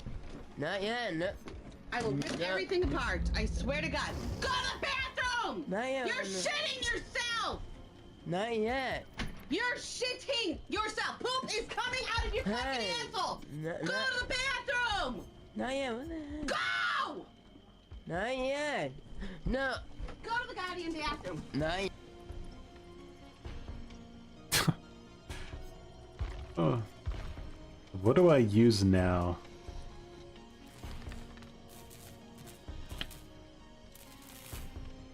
What on earth am I hearing? This is what happens when you don't want to go to the bathroom.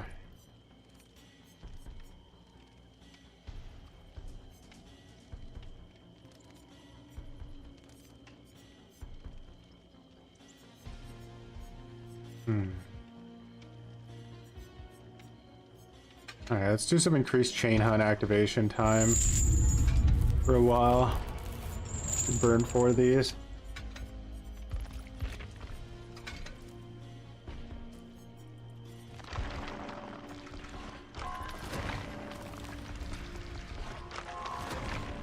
Now I pretty much just exist to grab, like, add-ons and whatnot.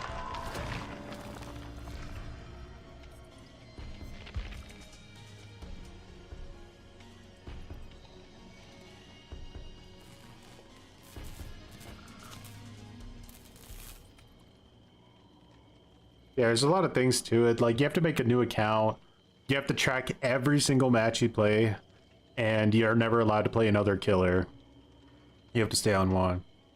How sweaty are the matches? Well, I've noticed that the MMR works pretty decently so far up to this point. Like, you do play against teams that are considerably lower MMR, but we have ran into two actual Smurf teams that were there to bully, most likely. So those matches were incredibly sweaty. Because they are not going easy. They're going full force.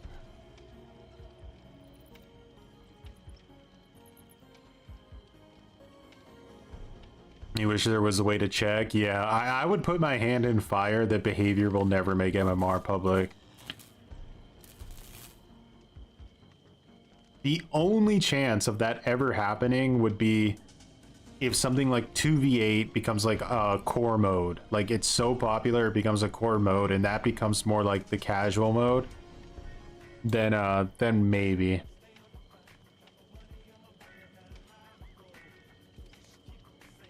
Boom.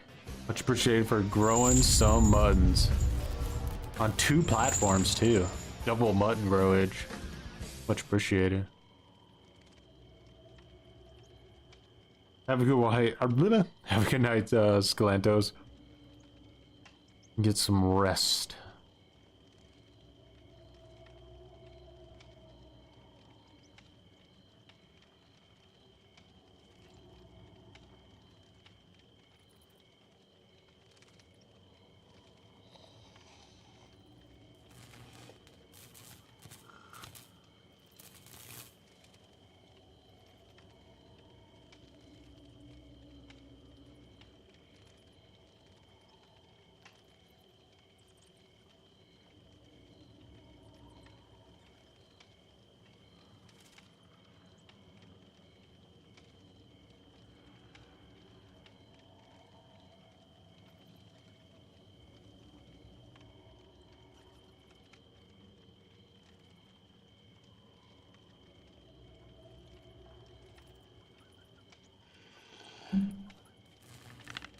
Alright, so this one concerns me a little bit more because the matchmaking is taking a little bit longer, which is usually like a sign that it's expanding to try to find a team to play against. Which means I can either play against, you know, more gutter players, or it means I am going to play against like Ultra Sweats. It's weird that I feel like silver tier MMR has had the longest matchmaking times. I'm pretty sure that if I was in like the highest bracket, that we would be finding matches like extremely quick.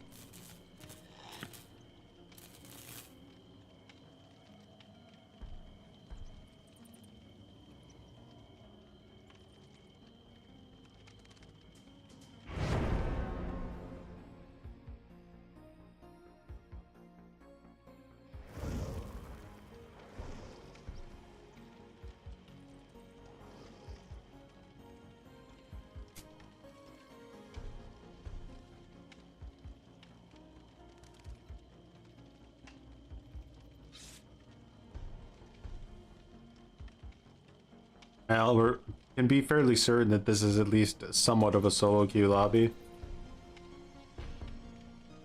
You smell the blood.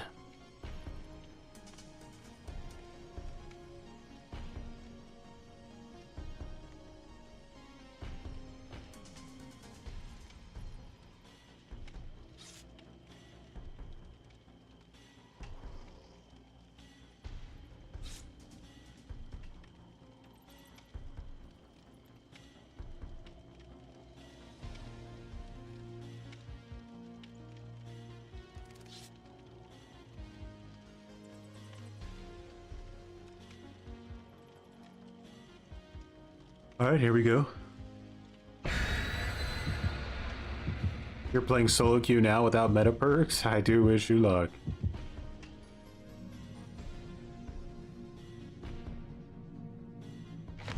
Alright, what do we got for us? We got a bloody party, we got a farm map offering.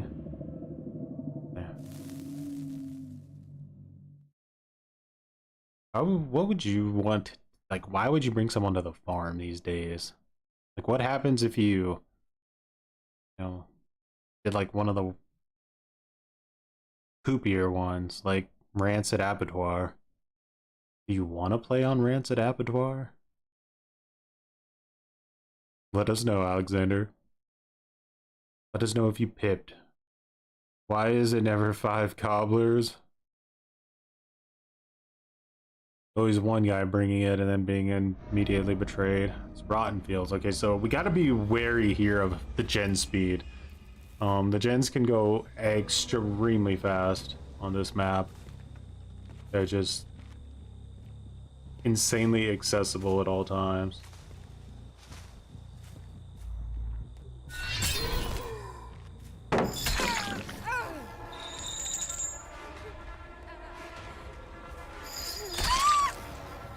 Yeah.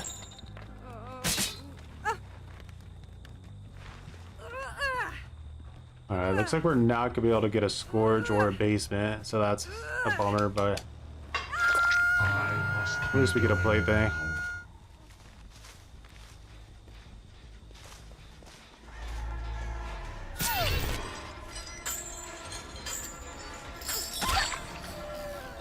I'm not gonna lie, it would be kind of nice to have like Franklin's.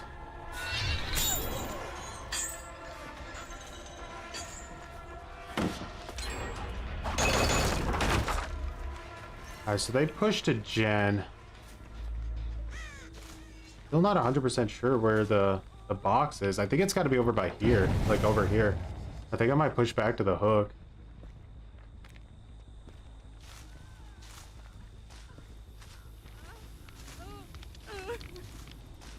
I heard a girl. Oh yeah, there.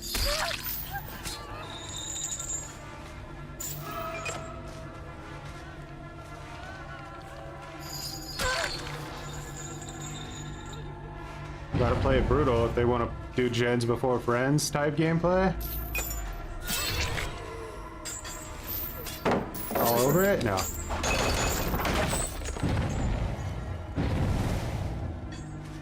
They got her before second hook. Wow, that increased hook stageage really came in handy there, didn't it?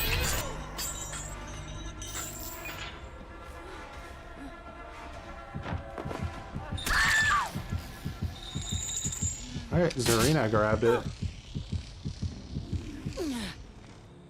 Unfortunately, we got another hook here, which isn't really ideal. Let's see if we can find this girl. Not gonna have a terror radius, so she might not hear us coming.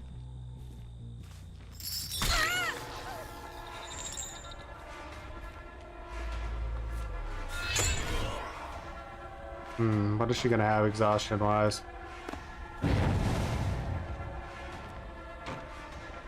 Oh my god, why am I not making that? Dude, the invisible barriers here are gonna give me a stroke.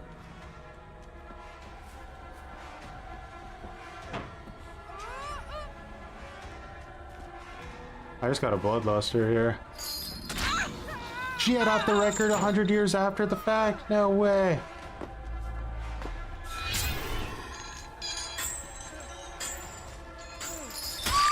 But this isn't too bad, even though they got a lot of time off of that. I can at least hook her in the basement now. Let's see what kind of pressure we can get off of that.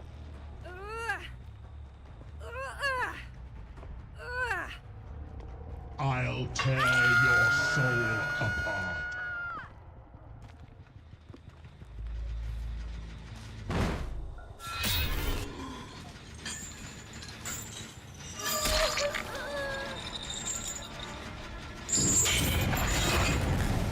Claudette's in the basement.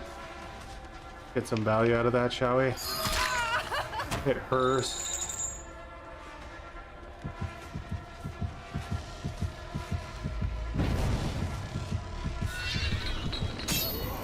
That's big. I'm going over the chain on it.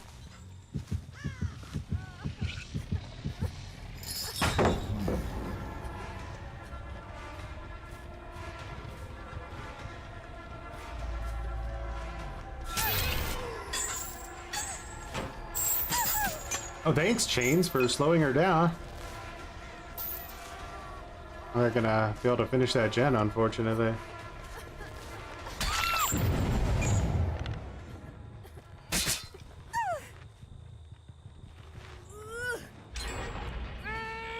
My Scorch Hooks failed me completely this match, so that's a bit of a bummer. Down a perk.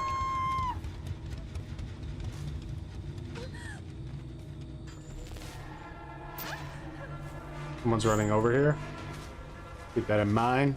Who could it be? This is big. I could slug her potentially and then kill Zarina. Oh, I missed my chain. That was not a good chain to miss. That's like the type of chain that can cost you a match type of gutter. Lots of lithe on this map.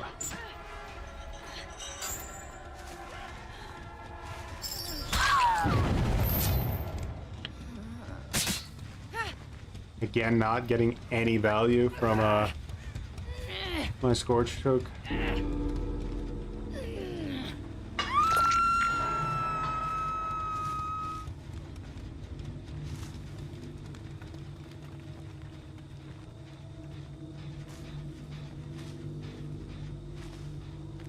Nose Arena was over here. I see. Okay, the configuration is here. They have to get past me.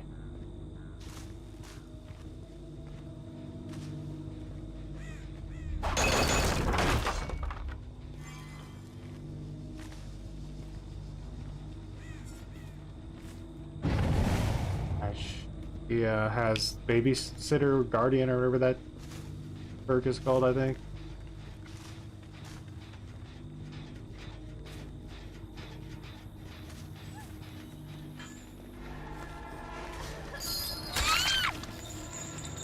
Nice, I actually am going to be able to get a score check now.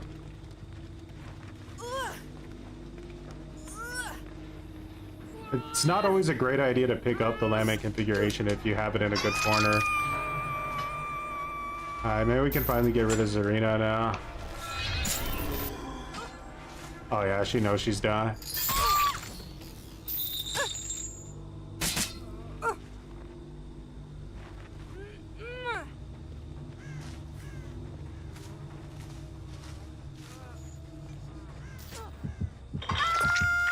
No shot there, my friend.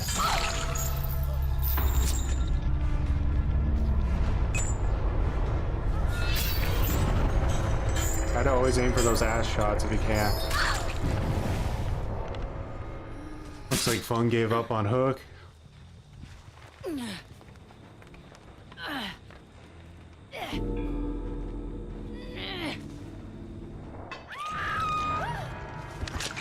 Alright.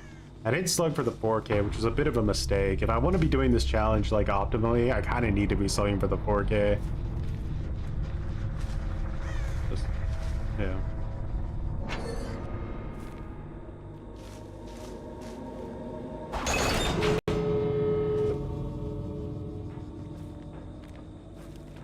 I know she was back here heading this way, right?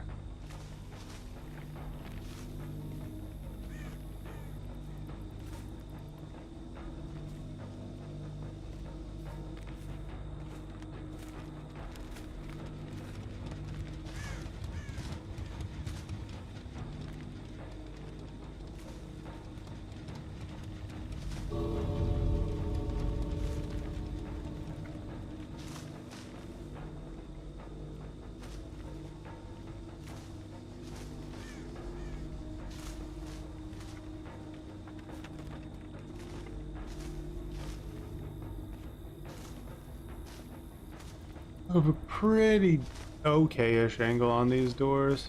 Should be able to get her.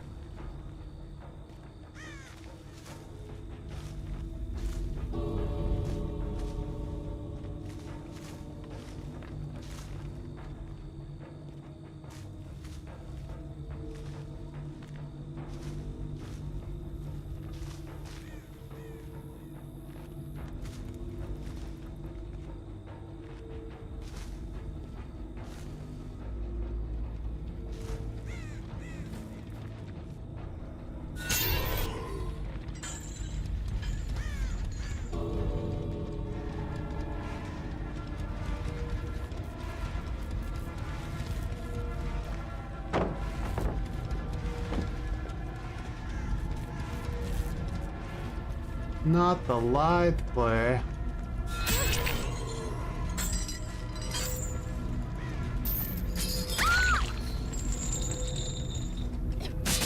Can I get her to a hook in time? Want it? I want it. I'll tear your soul Good juice. apart.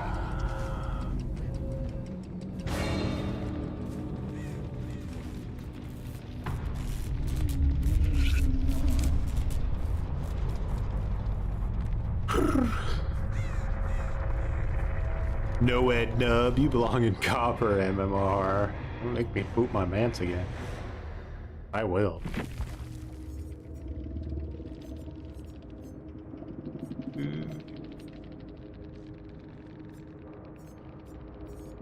Adrenaline, and adrenaline? What? Wild.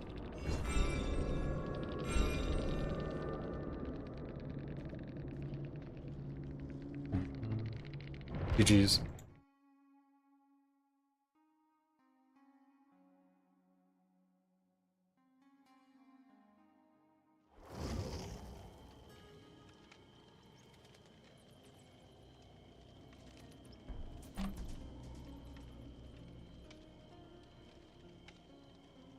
Mm, 20 wins, 1220 MMR.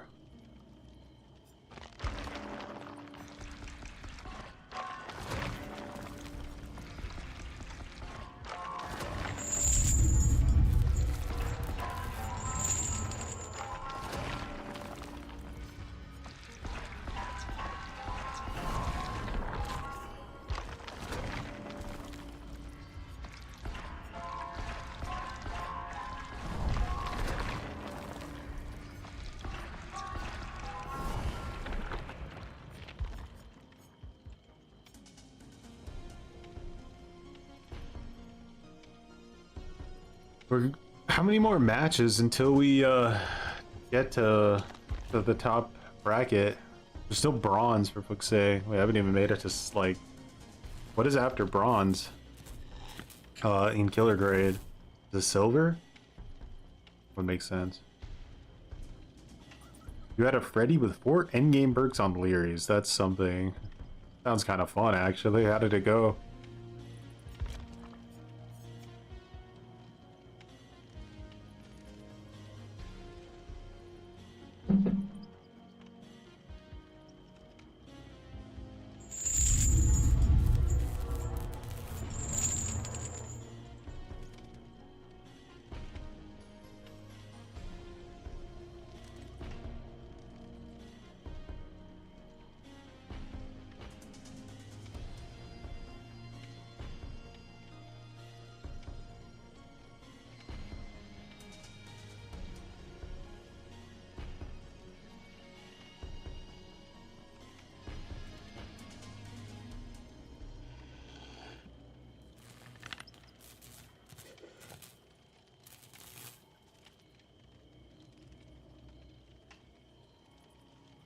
Three died and 1 escaped. Not bad. I destroyed 3 pallets that match. Crazy. You know, matches where you destroy like 30 pallets.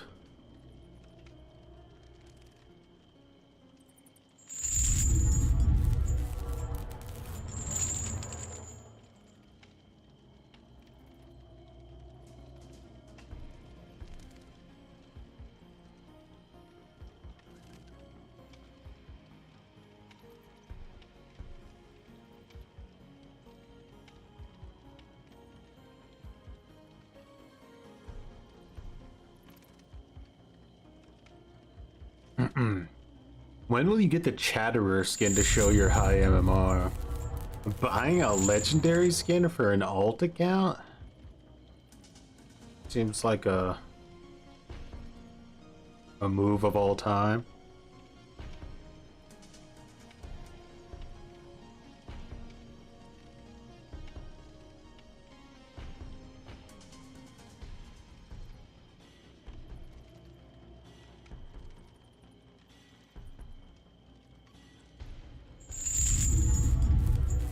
But all high MMR legends got skins. What happened to the days where we used to just roll with like bloody cosmetics? That not cool anymore?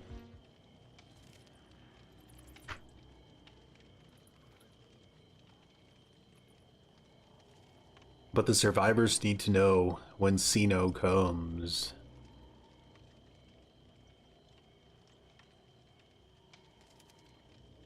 Yeah, it's true. If you have the chatterer, then all they'll know is that you chattered.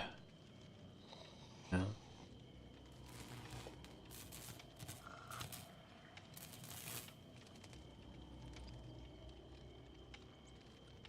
Bloody Oni. I tend to, like, I think most of my bloody cosmetics that I use are on, like, licensed survivors that I'm not a huge fan of their base outfits.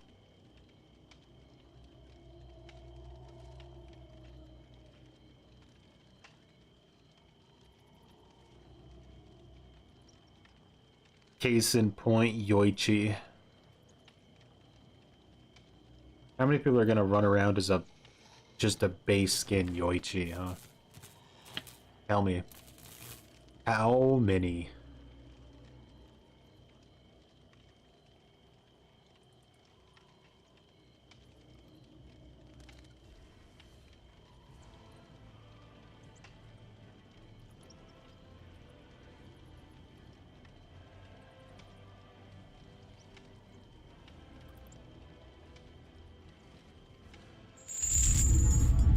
How would you guys like a game where Pinhead had to infiltrate Castlevania, kill Dracula?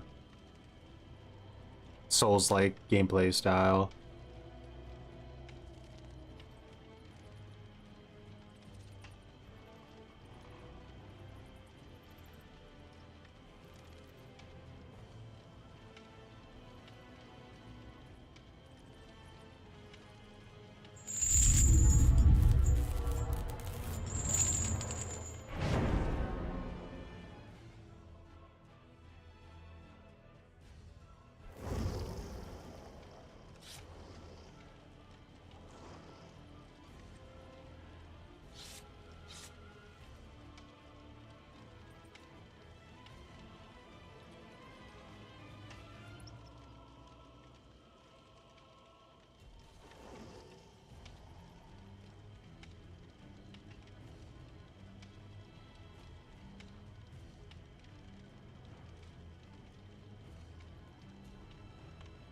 Hmm.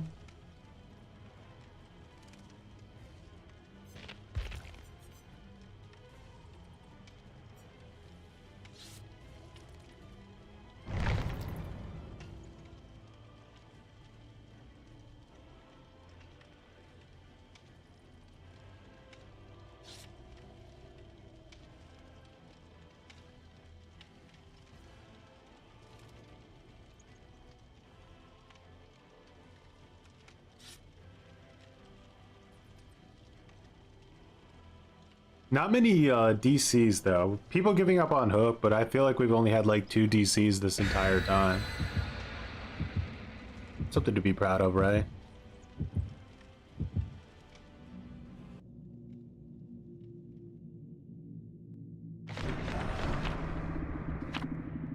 Yeah. I like to see that low commitment to the match. Tells me nobody's expecting any good outcomes.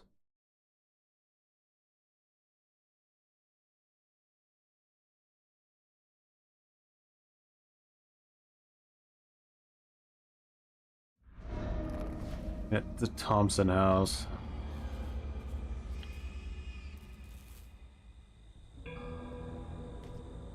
Well, chances are pretty high that they spawned around Killer Shack.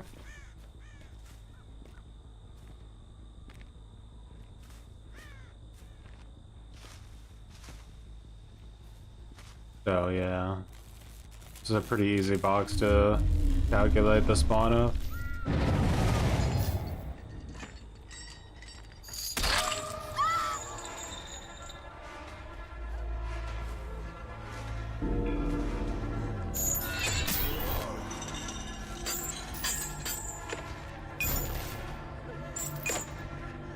I think you might be cooked, buddy.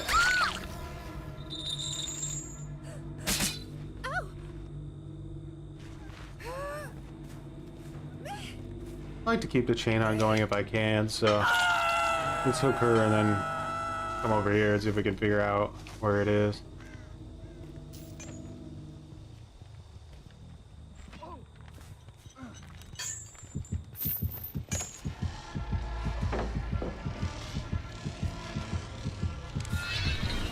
Ah, damn. Close. Guy's confident.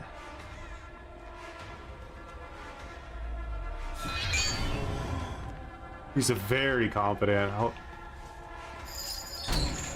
Fuck.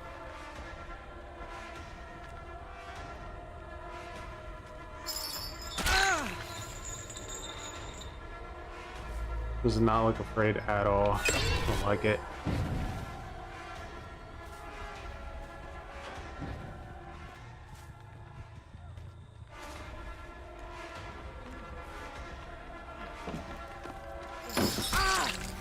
Oof.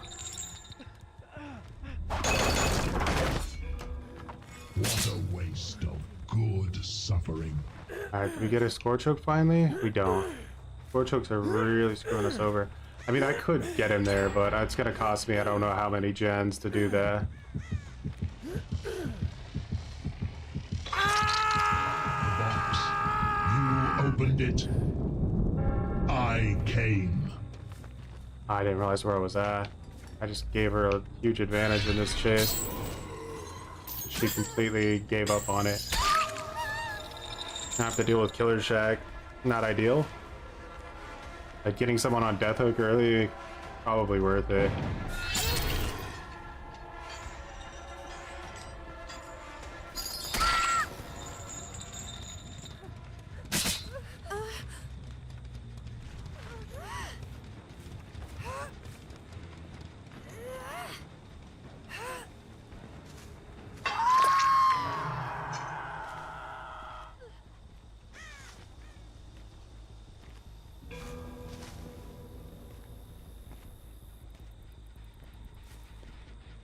Someone's gonna have to start considering the box at some point here.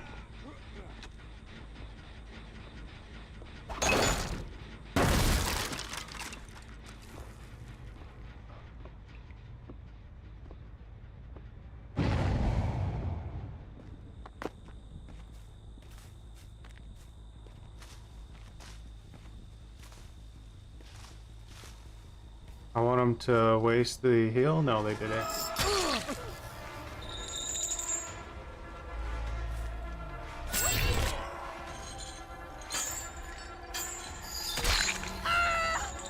Fucked over my own gift of pain there a little bit, but I really didn't expect her to go for that.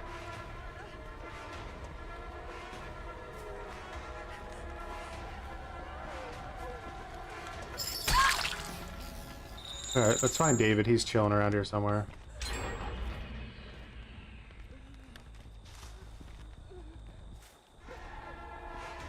She just might have DS, so getting a little bit of extra juice out of this seems like a decent idea.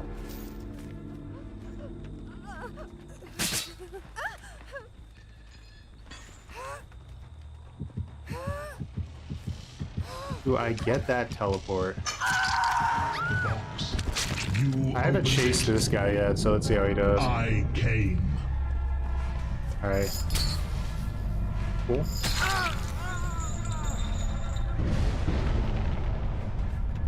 Alright, he's using overcome.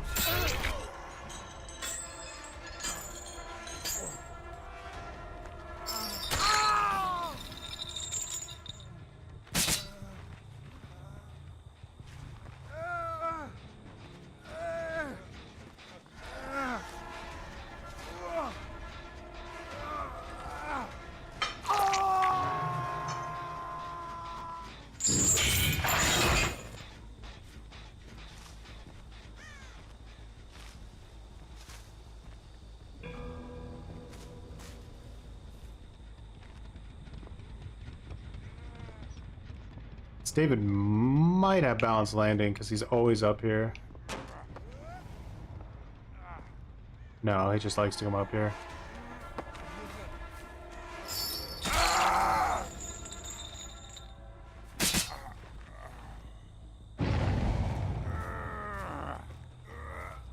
Boom.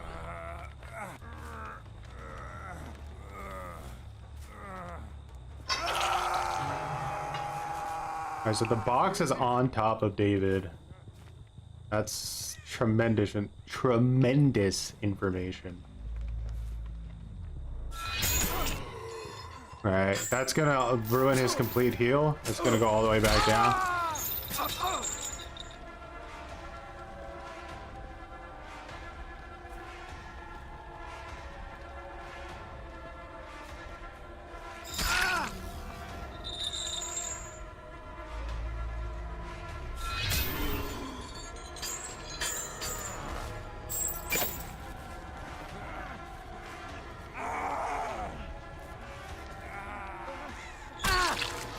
Alright. GG's.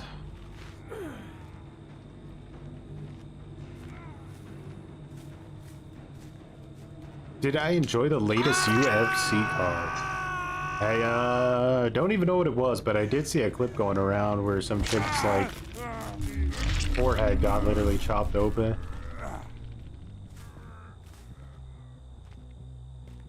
What do I think about the new perk changes for the next update?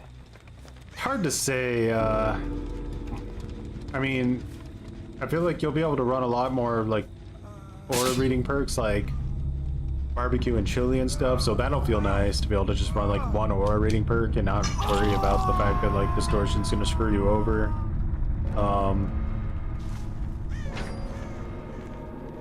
There's some things that are a little bit confusing. We'll have to see how kind of annoying they are. Like for example, Blood Rush concerns me a lot. Like having a basically double exhaustion perk every single time you get on hook seems a bit scary. Like you could literally cross map it instantly.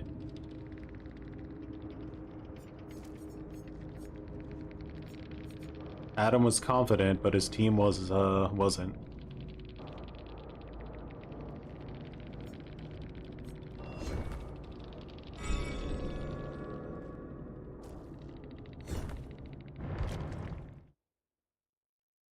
Blood Rush is a swift wet dream. Yeah, I think Blood Rush could be a potential massive issue.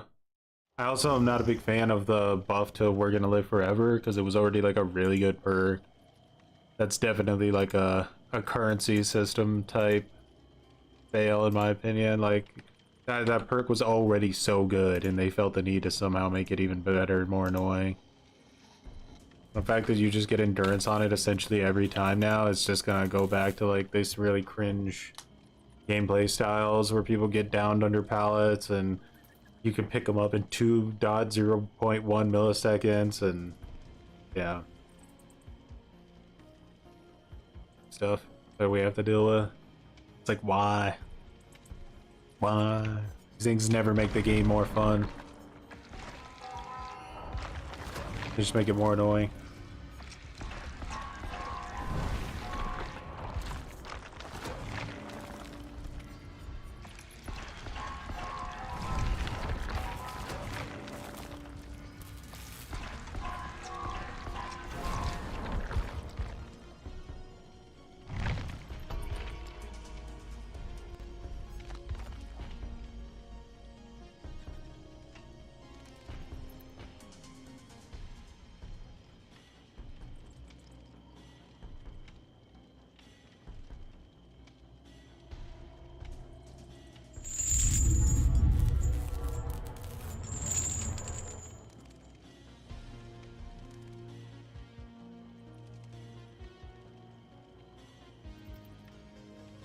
For me, I will run object more. Behavior throws or reading everything instead of haste. Yeah, it's true. If you're good in chase, you can really punish killers with objective obsession. Like, this is one of those situations where like you chase somebody with like weave, for example, while they have objective obsession, and they see your aura and you see their aura. It's a nightmare to try to catch people like that. You completely turn your perk against you.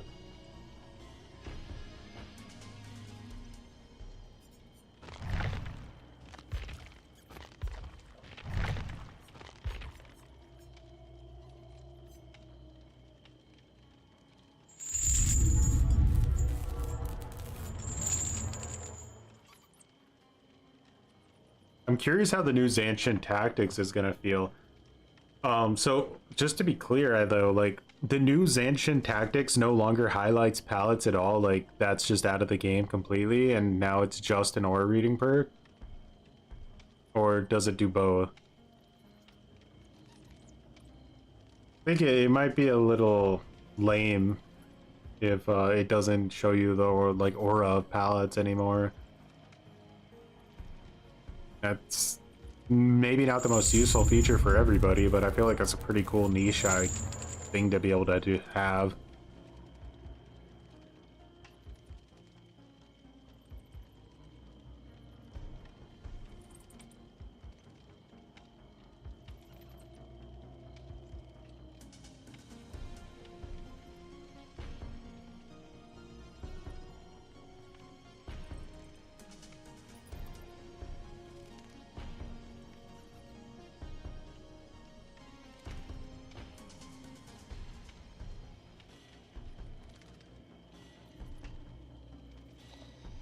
Go to a gypsy.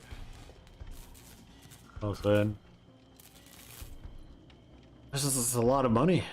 I'm gonna charge you an unfair rate. I see maybe 1 to 2 rounds out of 10 with 4 aura reading perks. The rest is 1 or 2, so I don't know yet. We will see in the update. Yeah. Full aura reading is definitely more rare. I think you see a lot of Lethal Pursuer, a lot of Nowhere to Hide, a decent amount of like Weave. Barbecue is still one of the most picked perks in the game.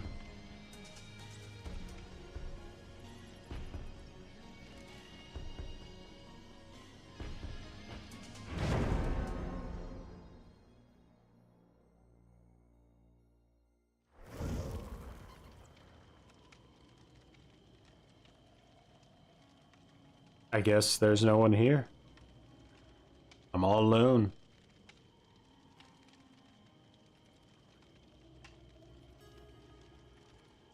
Mission failed. We'll get them next time.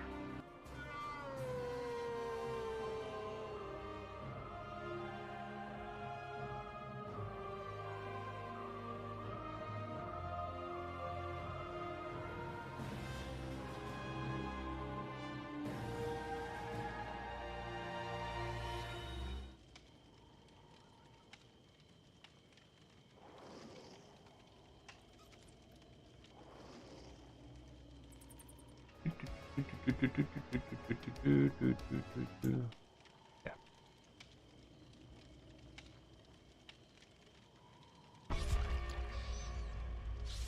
Oh, Alucard's got a bat. Ooh, huh?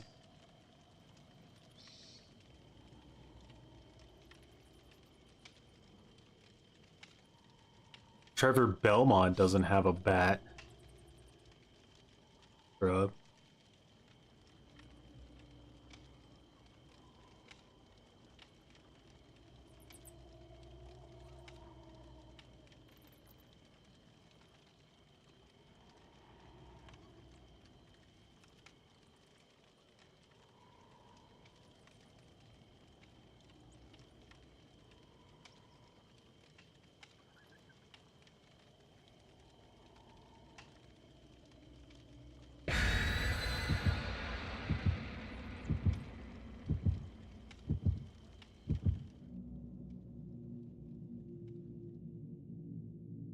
Not cheap. Viewers on star asterisk.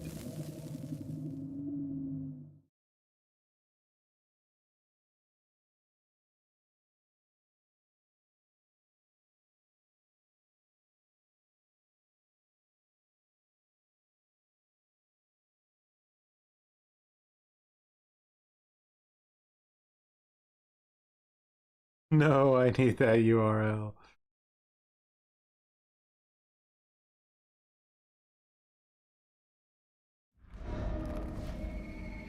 Father Campbell's chicken noodle soup.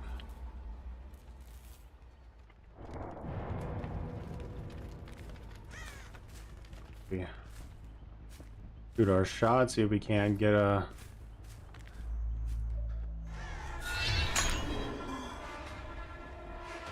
Instant failure.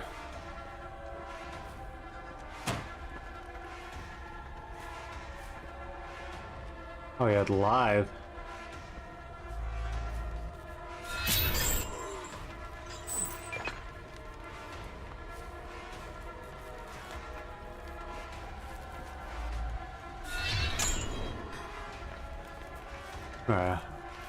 Oh wait, it's here.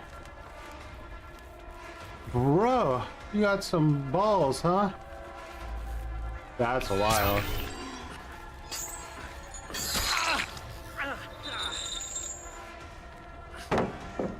Pick it up, pick it up. Yes.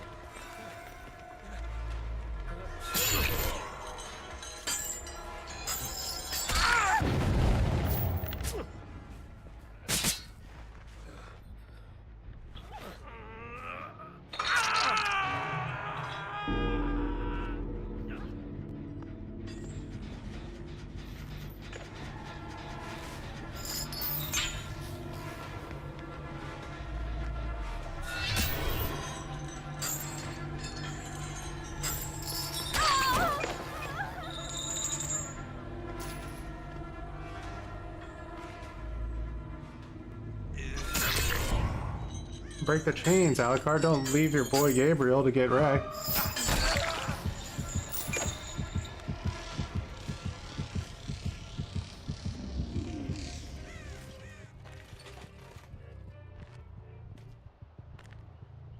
But the ogre comes.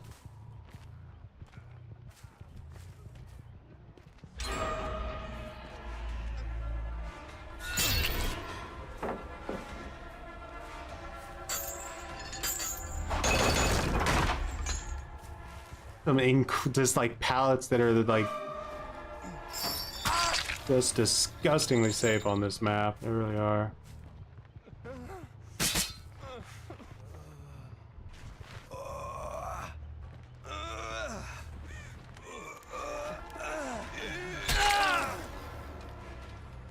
What was the point of that?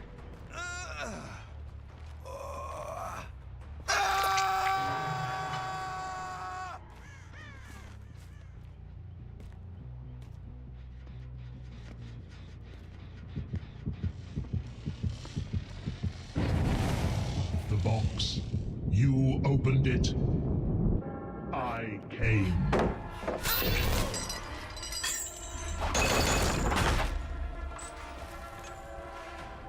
Wasn't a great move going for her, actually. I feel like I had a lot of pressure over there. Went for the reversed chain on her so that I would keep all my... She's moving towards them. This isn't bad. Let's keep pushing her this way. Alright, let's get him on second hook.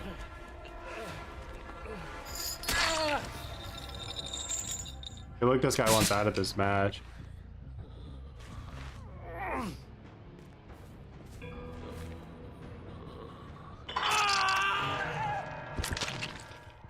The hell? I didn't even realize that he was on death hook, so he was trying to give up already. He had a good first chase. What was the ish? There's no petting Maurice here.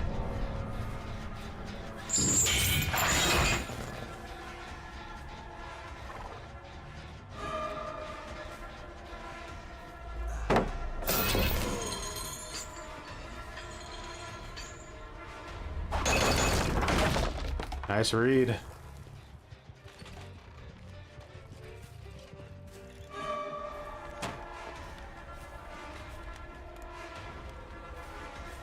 I love Shift W gameplay.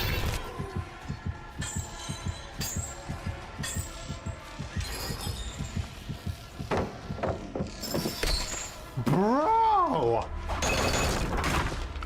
Why is this guy just still like zooming? Alright, there's a girl that's injured over here. Let's go get her.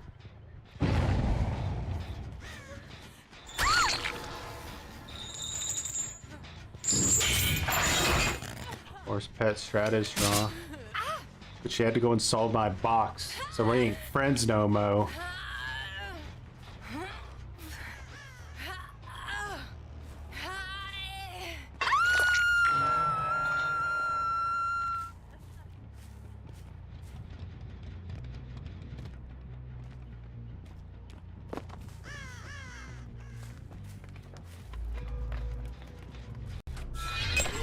Damn it, I thought I spawned it like right on top of him.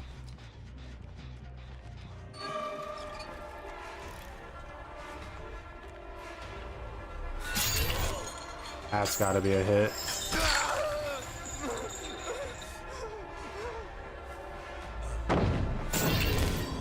You see I'm doing that little 360? That gives me max resistance if I hit them from the front. If you hit them from the back, they can break the chains way easier.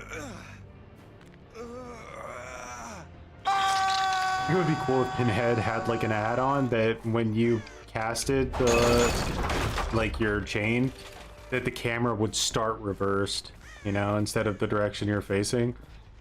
I think that could be really interesting.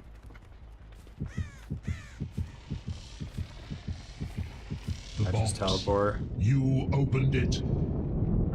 I came.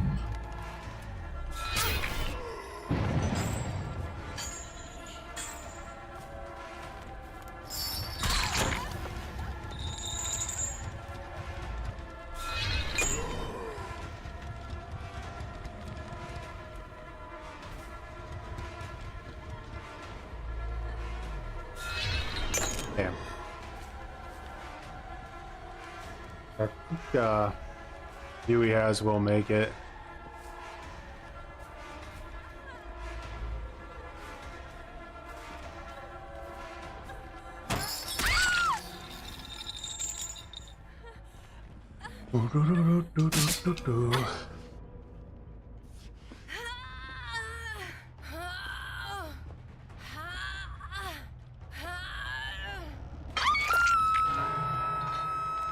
Now, could someone else do the box besides Michaela? Like, my god, this girl is like having to do the box every single time.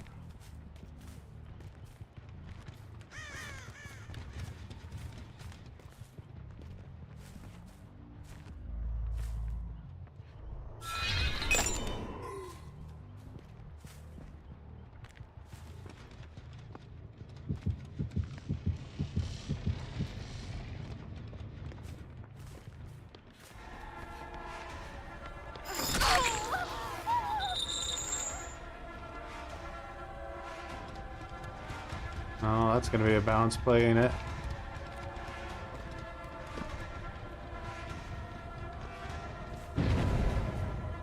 The hell did she go?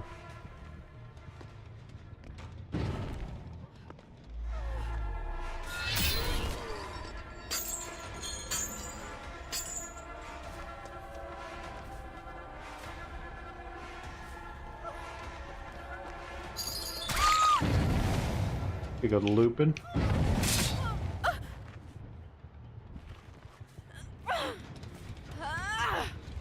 Never getting these guys in like a snowball.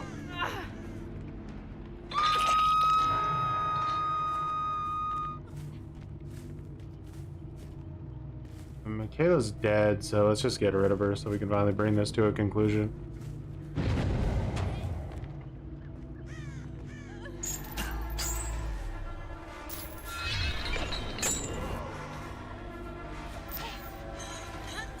Get over, Michaela.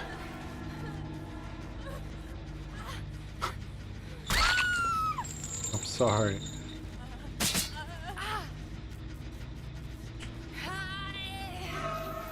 Underrated perks for each side. I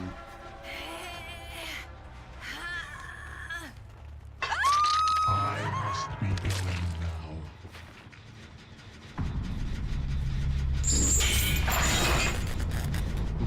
I think any means necessary is underrated. I think it has a lot of value.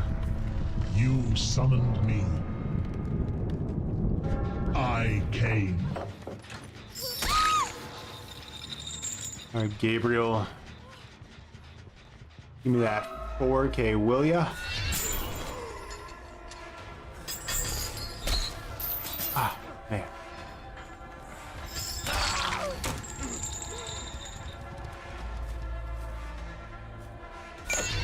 Damn tree!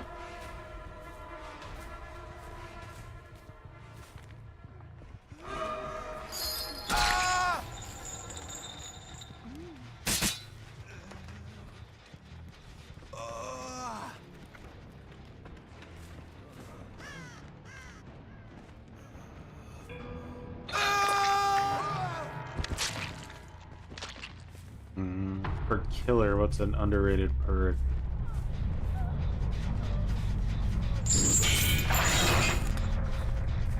I don't know if it would technically count as an underrated perk, but I do genuinely think that a lot of people don't really maybe understand the absolute insane value of Franklin's right now in this meta. Like, items are your worst enemy. I feel like you should be playing against Franklin's demise like in like 90% of your matches.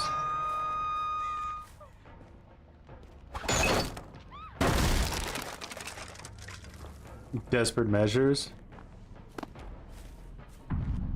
Like the one thing about desperate measures that's really underrated, I would say specifically, is the unhook speed. Be surprised how like much of a difference that can make sometimes.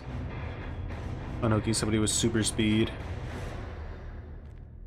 What rank are we? Well, check our grade. We're bronze 1, so we're moving up on silver, and then we are still in silver tier when it comes to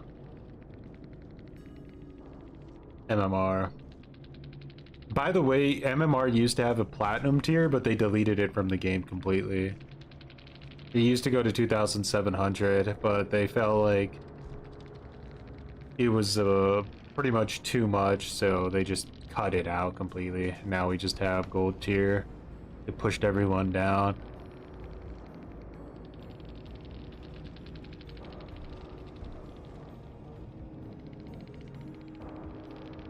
No L's here yet. Some close matches though with some, I'm assuming, other Smurfs, whether intentional or unintentional.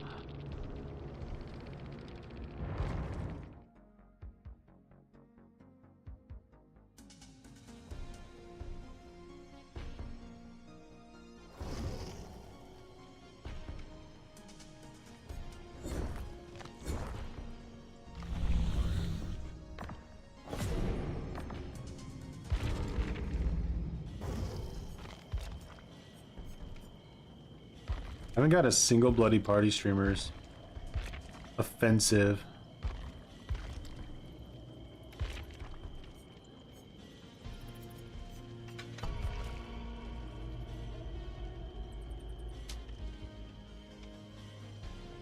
What MMR do I expect to start losing?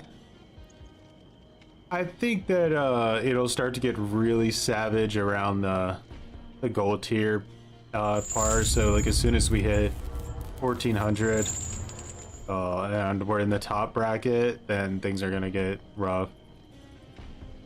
So right now we are still grabbing lower players. Pretty soon it's gonna start actually looking for higher tier players, and then that's gonna easily be the end of us if we get unlucky enough.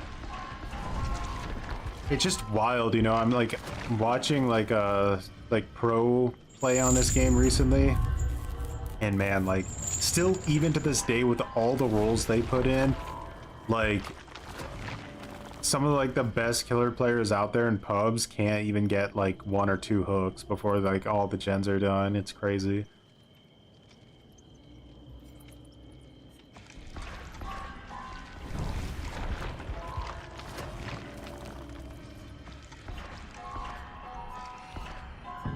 Nice, I got a hollow shell.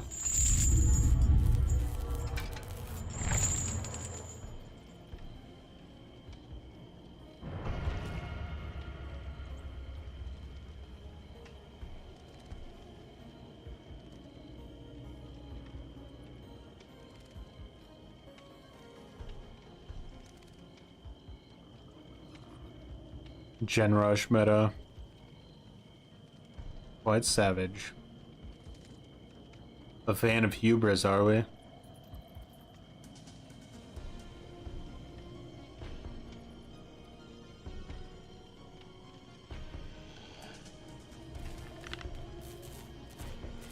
I find it like kind of interesting. It's something I've been thinking about recently. It's that like Dead by Daylight, if you just took solo queue players and put them against killers, the game is like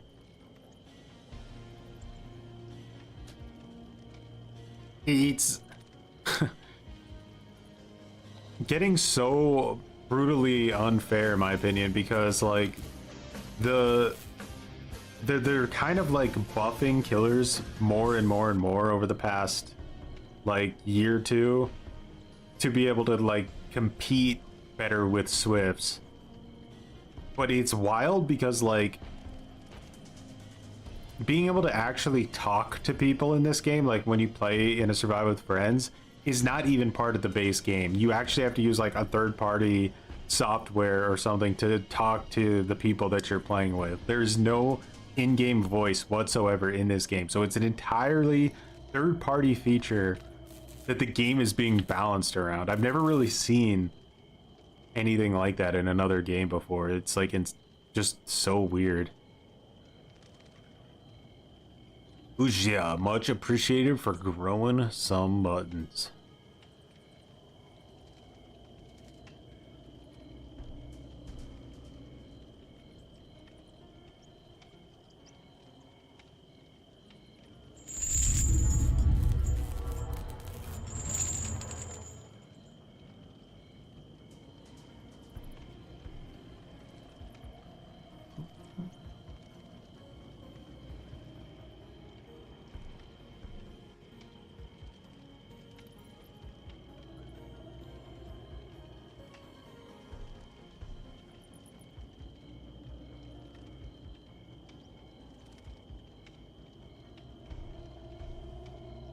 I know there existed when the game was made, and they had to know people usually don't play team games alone.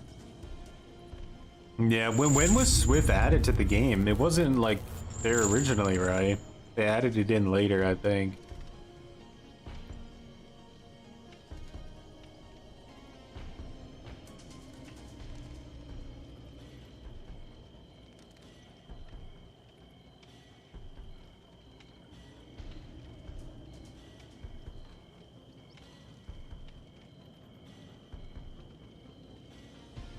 Your wishes for proxy chat? That would be so toxic. It might get you could get away with it potentially in like 2v8 because I feel like people are more chill. But yeah, and 1v4, oh my goodness, the toxicity be extraordinaire.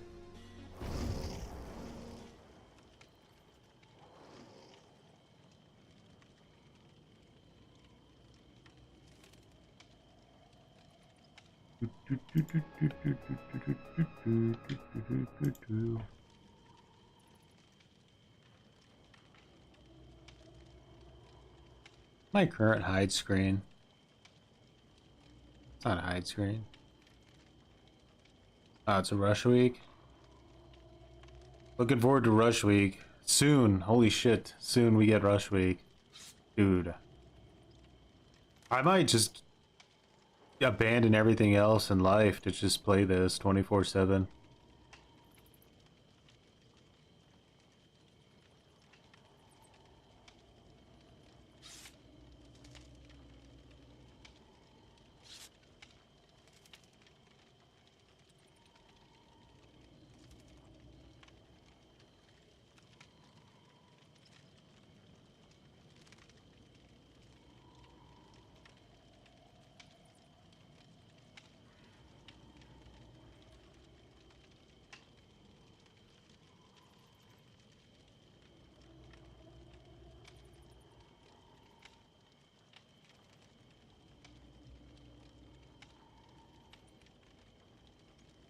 Alrighty.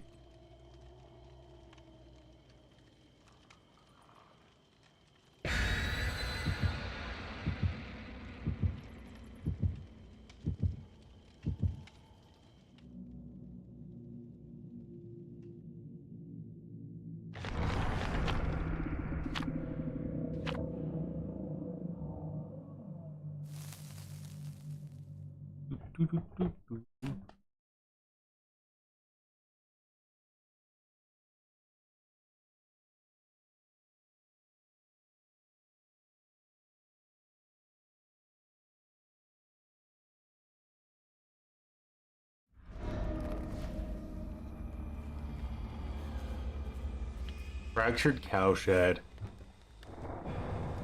Alrighty. Locked in. I'm gonna rotate around here in case we find the box. We did.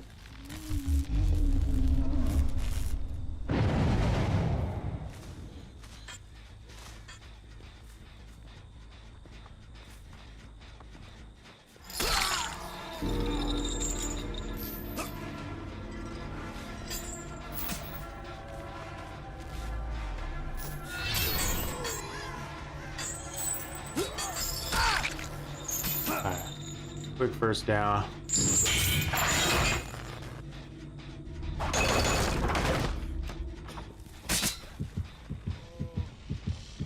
It's going for an instant solve. I think we might be able to beat it. We did. You opened it. I came. Damn. Okay. That's a strong tile. Is that a long wall? No.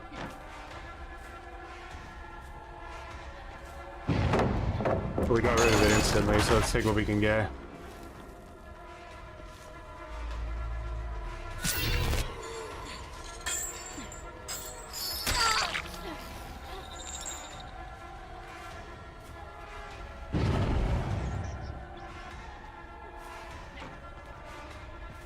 Alright, so let's interrupt this heal so we waste the heal, right? He loses all the heal progress and we don't chase him, we chase her.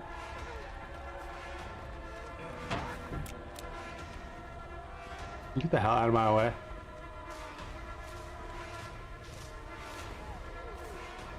Get off the record, so he was just proud of his immortality field.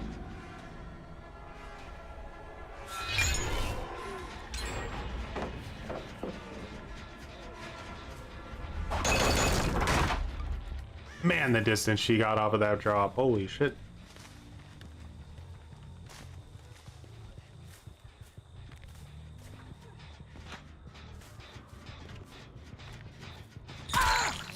Alright, so now we're gonna go and hit him again because he's working on a gen and he's not healing, so he's trying to get around my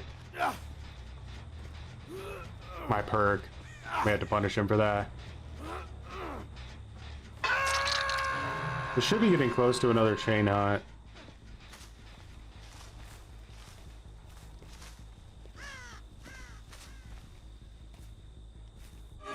Sable just grabbed it.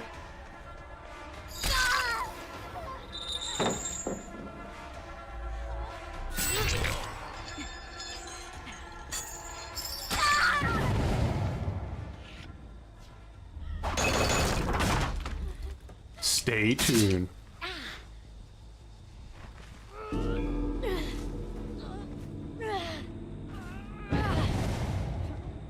You maybe didn't know I was that close to her because of a play thing? No, I hadn't hooked her yet, so that was just a straight up bad play from her.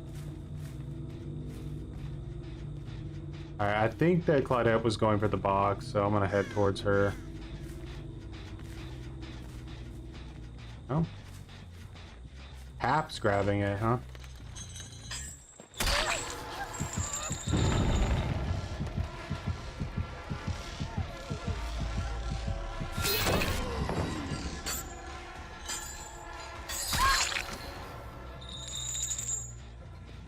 Was Troy ever an Overwatch player? I was.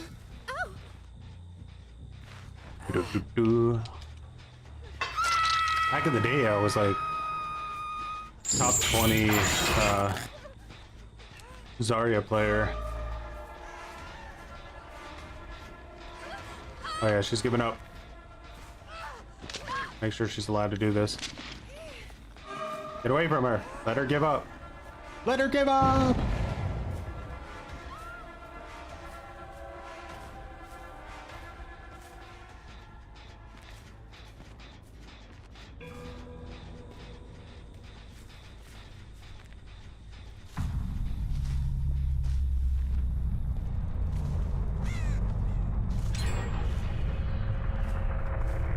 I don't really want to mess with that side of the map too much. It's cringe.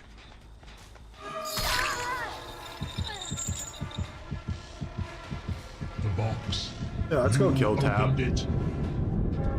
I came.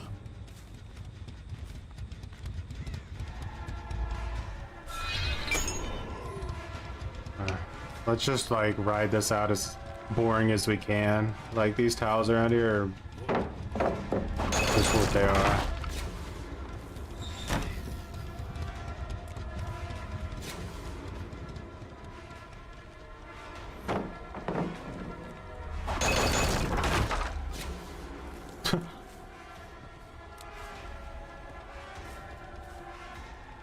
Holy fucking shit, that was a blind.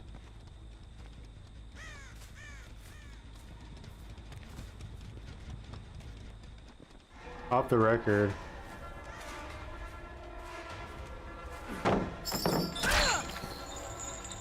Because off the record needs to last 2 full minutes, yeah. What's up, Elo? Challenge is going well. MMR is really correlating significantly with, like, how it should. So that's pretty cool.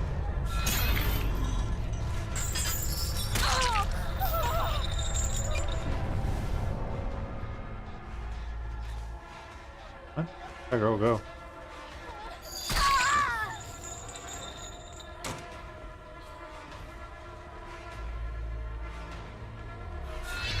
Damn.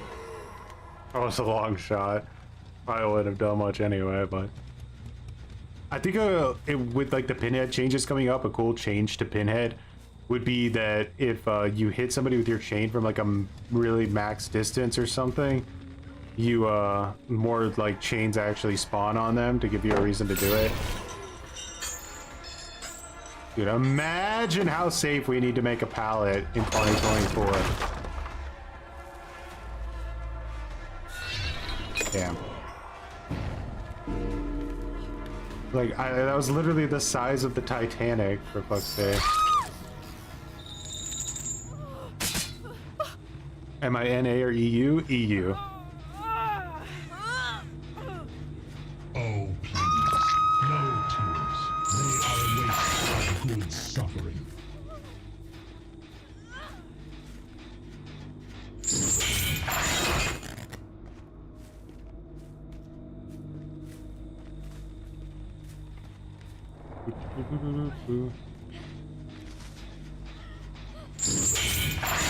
One pallet equals 1 life. Can I give you 4 survivor perks? Well, let's ride with any means necessary for sure.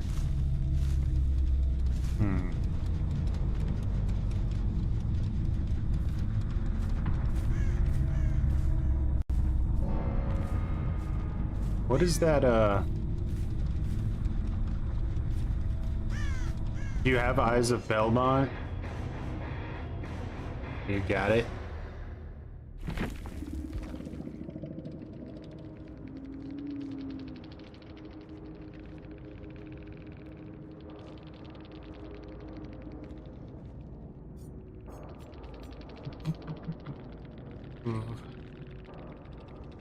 You have all survivor perks? Okay. Yeah, use any means necessary. Eyes of Belmont. Belmont?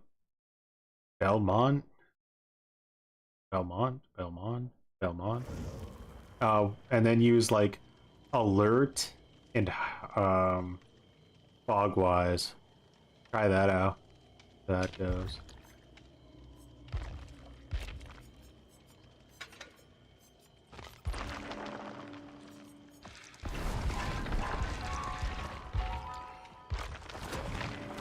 But yeah, not forget to change our stuff.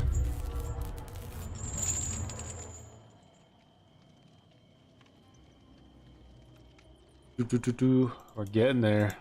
1 turkey at a time. Super hyped though for Rush Week, is what we were talking about before that match. We are actually getting legitimately like almost to the 1 week mark here, so our first Bloody Party streamers, I think.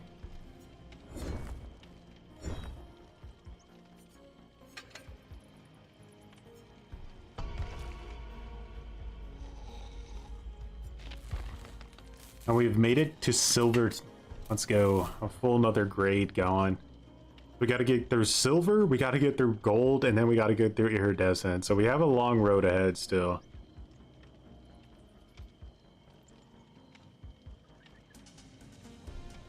What modifier is my favorite? Easily 2v8.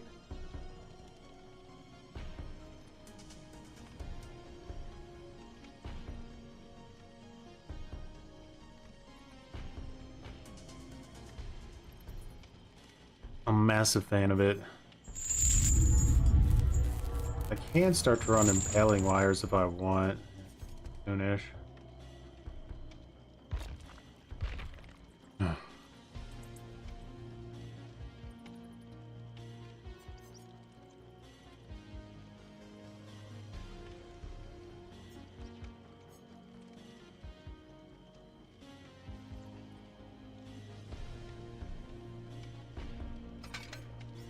A few impaling wires.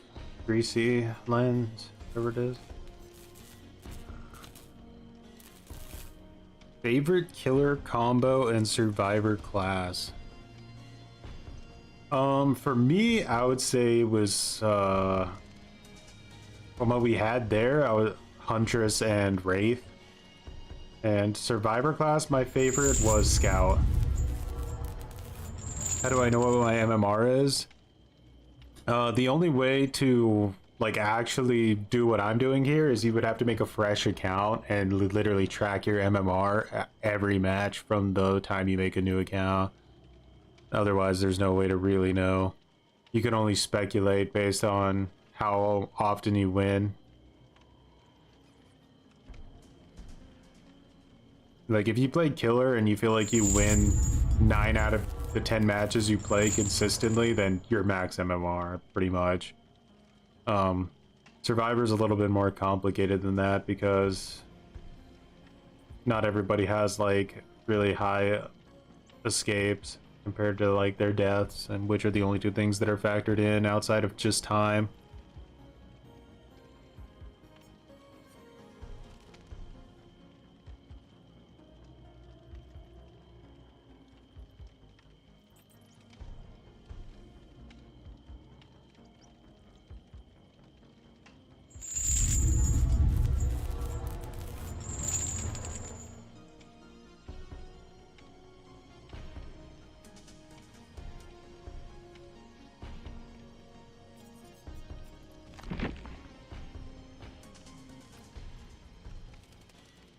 Now, like, if you were really trying to, like, make a new account, you could check the Shrine of Secrets always and spend some of your iridescent shards to unlock, like a helpful perk. You know, like, Enduring's definitely decently helpful. Not really with Pinhead, because they usually pre-drop pallets anyway, but... yeah.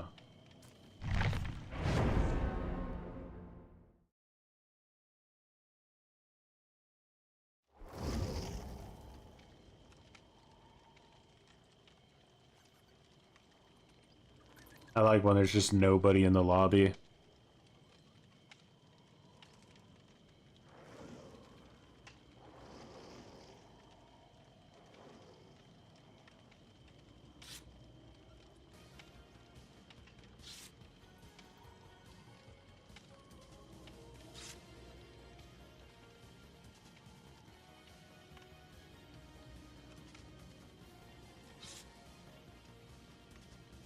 Alrighty.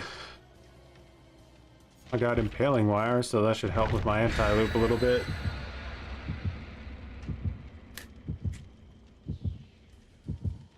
Silver tier is feeling a lot like you're playing against a significant amount of solo queue teams. Azeroth's with a animated blueprint. Scary. Scary things to see. Can indicate a really, really sweaty match in your future. Never know.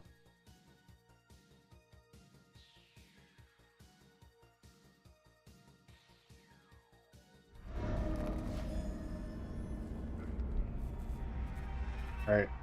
Gas Haven. Rough map. Really, really hate it.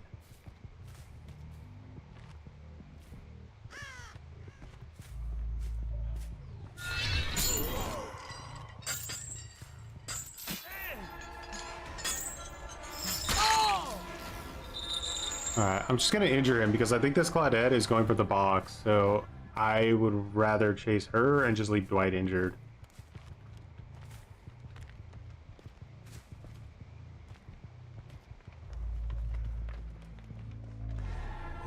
I can almost guarantee you that this Claudette is the one who put on this this map offering. I'm gonna actually just try to avoid her as much as humanly possible until I have her in a bad situation. I can already see her movement is way above everyone else.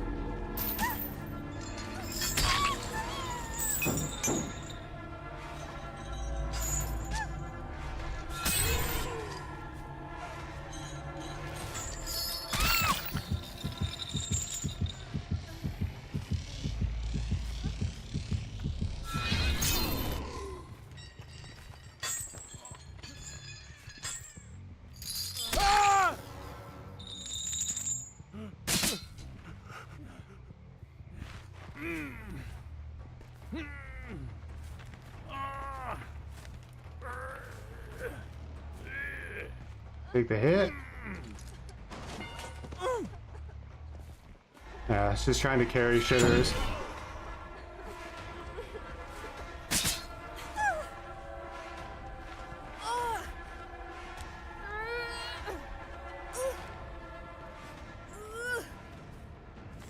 It'll be alright. She's gonna be trying so hard to keep them alive that we probably won't have to deal with her too much.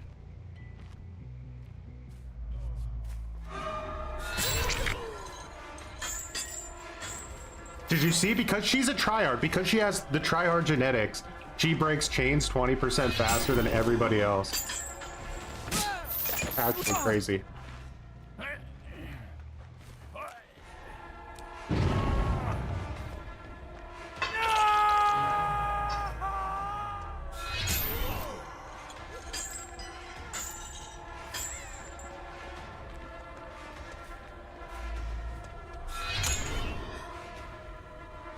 Alright, though. Go for Sable. Like I said, we're just gonna be ignoring that Claudette as hard as we can.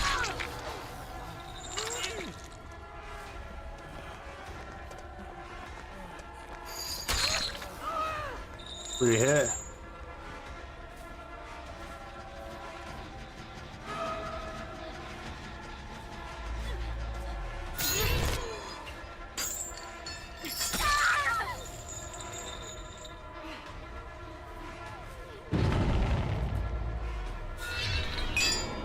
Almost had her.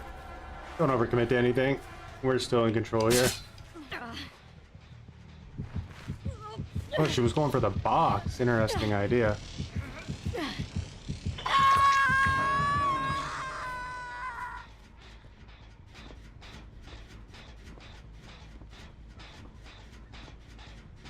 How does it sound like someone's here?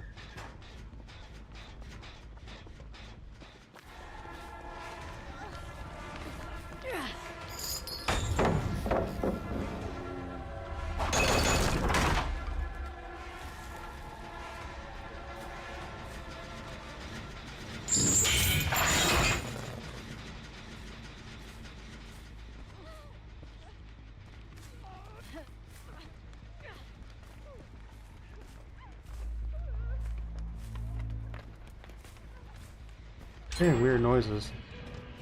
What's that? Bong, huh?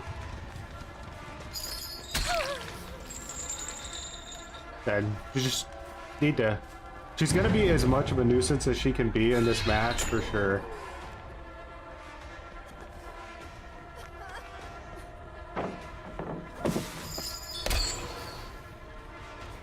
She used Lithe, so she's just gonna ship W.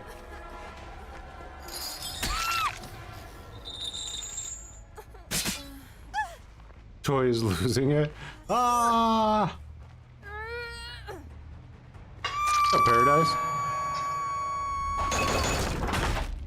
Unfortunately, Dwight's somewhere just juicing a gen injured, I think.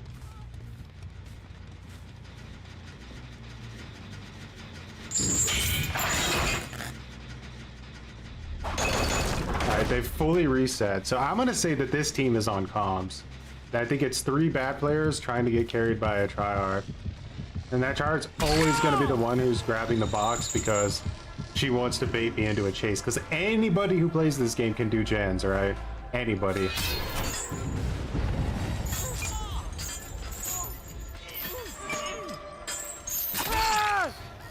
Impaling wire just absolutely obliterated that guy.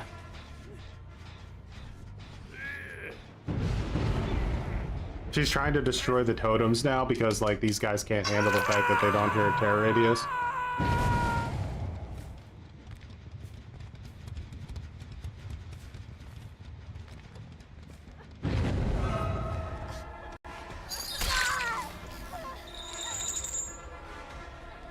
I really don't want to get hit with the DS, so...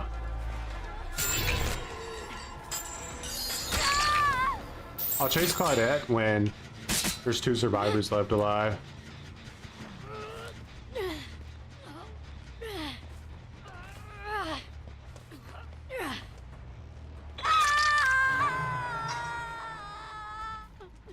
think this might be a dead zone. No, it's not. There's a pallet here.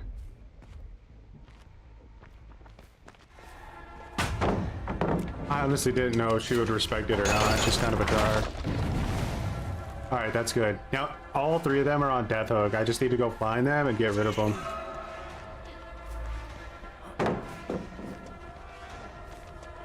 Look how hard she's trying to carry these guys. Come on, break the chains.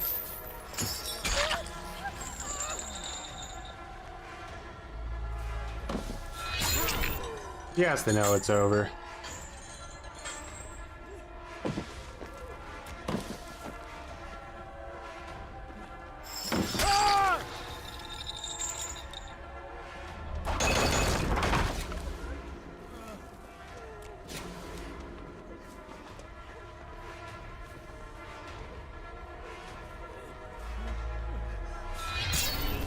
Yeah, I'll keep her at bay.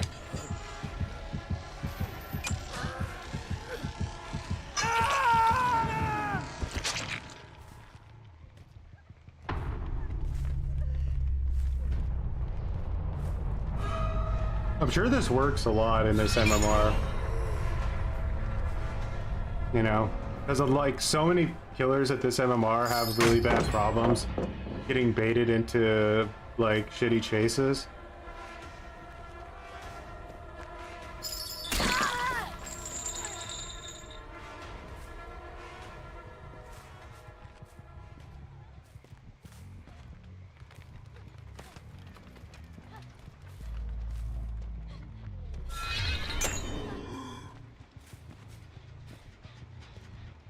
I don't think there's anything left over here to like work with, so she's kind of just dead if there isn't a pallet here.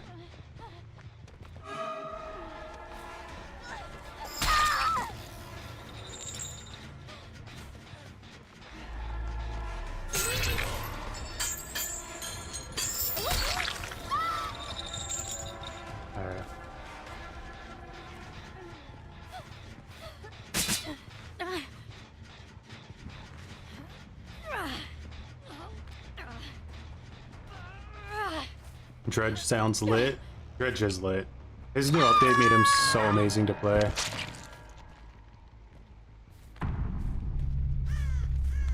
Go check the gens.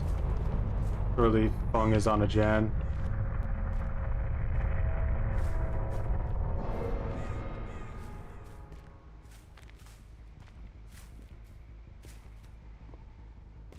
Preemptively break this. That's still counting down.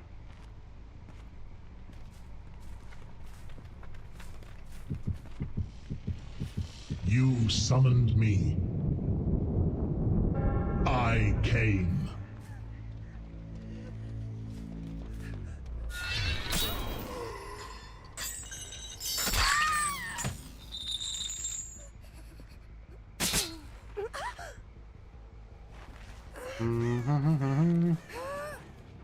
Hope you had fun with your Smurf friends.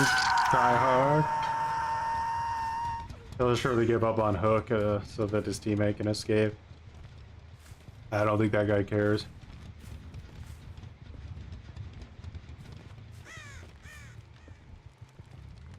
Look for the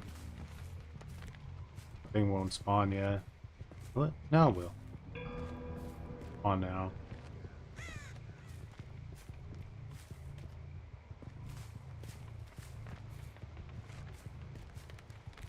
Where are you hiding? Hatch and Killer Shack? Shit, I'm so far away. I think I can make it, but it's gonna be really close.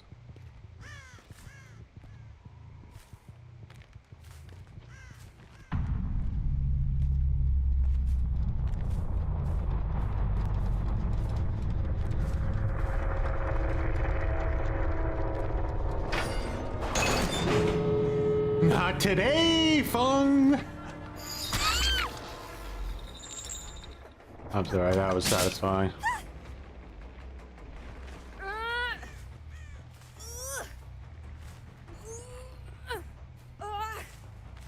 I'll tear your soul apart. Got the no-ed. Yeah, no-ed feels too good, doesn't it? Jeez. I would have seen that coming. Literally everything in her power to carry.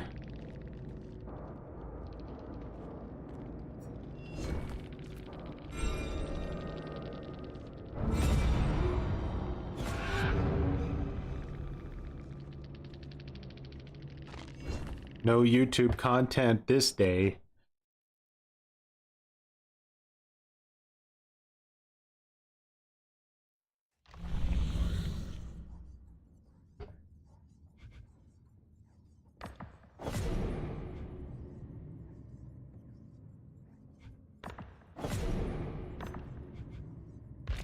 Alright, got some nice blood points to spend here.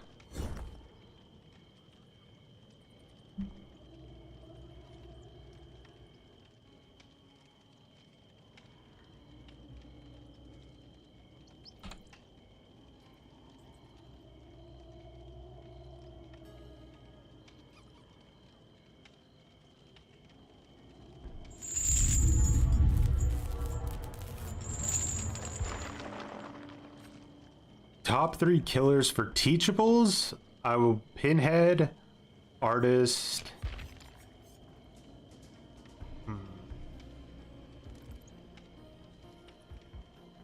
You know, maybe Trapper, to be honest. Like, Agitation and Brutal Strength are really good. But you know what? No. I would say Clown. I think Bamboozle and Pop is better than Brutal and Agitation. So, yeah, Clown, Cenobite, Artist.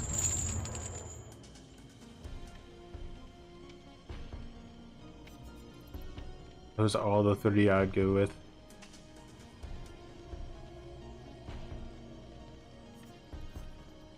Cannibal's not bad either because you get Franklin's and Barbecue and Chili, which are both really, really good perks.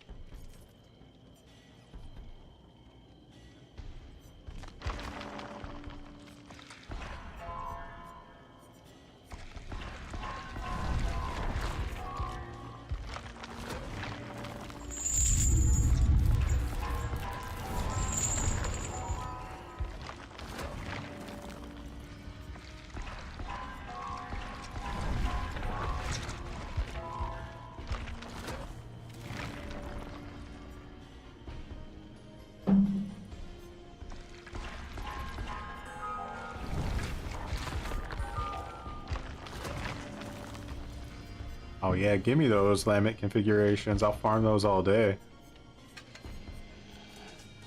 That's some bloody party streamers though. We made it to 1300 MMR, and that correlates to Silver 4.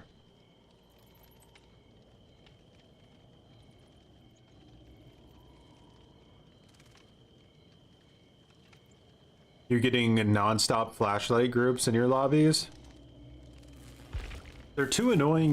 You can always play, I think it's, is it Wraith or is it Hillbilly that has No, it's Hillbilly. Hillbilly has Lightborn.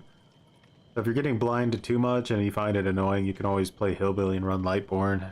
Makes you immune to flashlights. You also... Hillbilly's not a bad character either to level up. Not only is he like a really strong killer, but you get Enduring, Tinkerer, and Lightborn, so... Very good at teachables as well.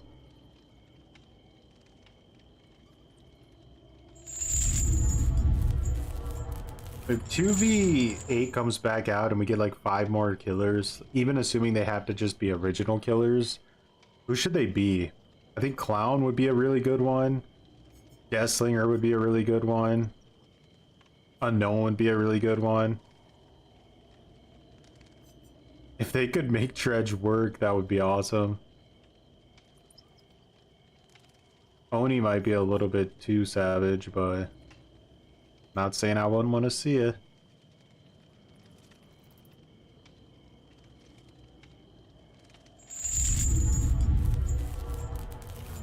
Flashbangs are the biggest pain? Yeah, it's insane. Flashlights or flashbangs can like have like no counterplay sometimes. That's not very interesting. For licensed killers, like Leatherface in 2v8 would be awesome. I'd love to see the Lich in 2v8 as licensed. Pyramid Head would be awesome for that mode. Xeno could be interesting for sure.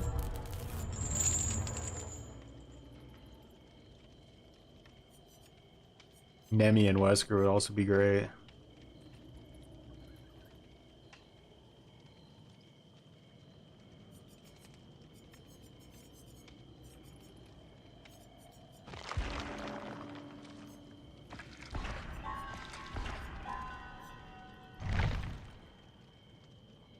Skull Merchant and Knight 2v8, oh god.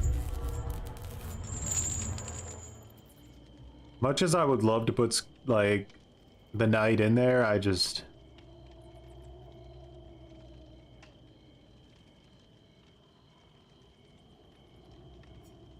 don't know. I actually don't know how strong the Knight would be in 2v8 because like something that makes the Knight really strong in 1v4 is that he can basically keep 50% of the team occupied at all times.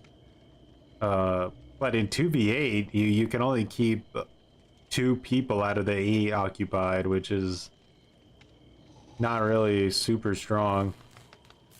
I mean, it's something. It's not the best thing. I think in the end, Huntress and Deathslinger would probably be one of the most popular teams you could ever have. Wesker would be insanely popular in 2v8, I think. Nemesis would be really, really popular in 2v8. Mead Juice, much appreciated for growing some muttons. That was a long match make, so I'm a little concerned.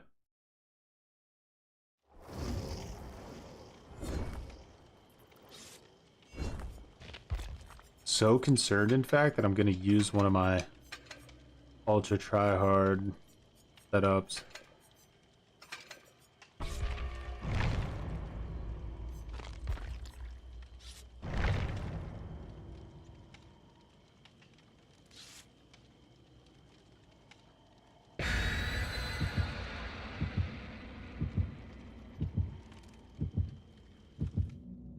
Because when matchmaking lasts that long, it expands, and it's definitely possible it expanded to give us a really sweaty team.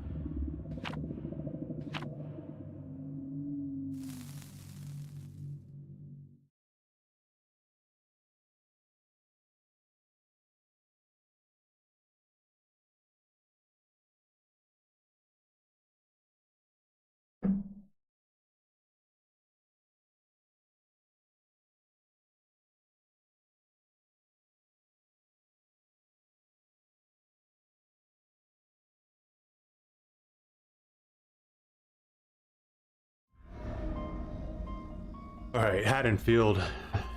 Both good and bad for us. Haddonfield.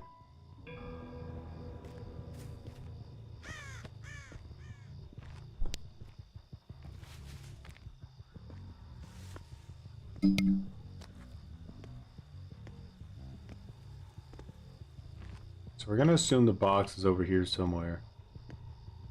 But it spawned in the house? I'm not 100% sure about that.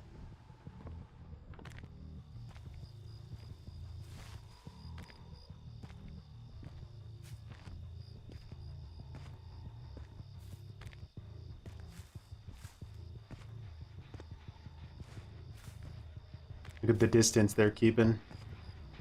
They're trying to find the box themselves.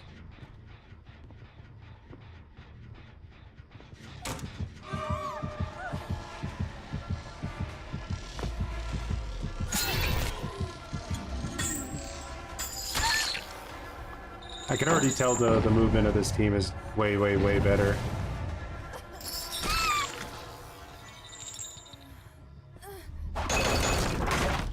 I'm expecting tryhardism.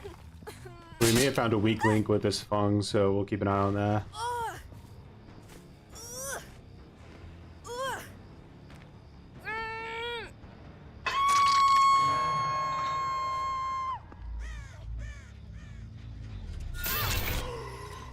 Not interested so much in that ace. He's kind of the Claudette of the previous match for me. Okay, I may have spoken too soon, but we gotta watch out for that ace. He could be another tryhard smurf situation.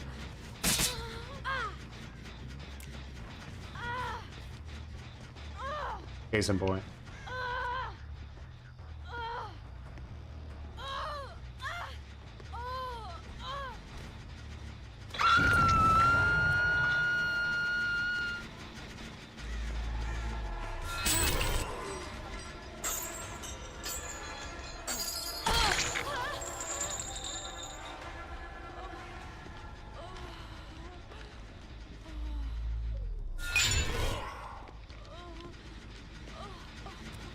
Let's get as much regression as we can here.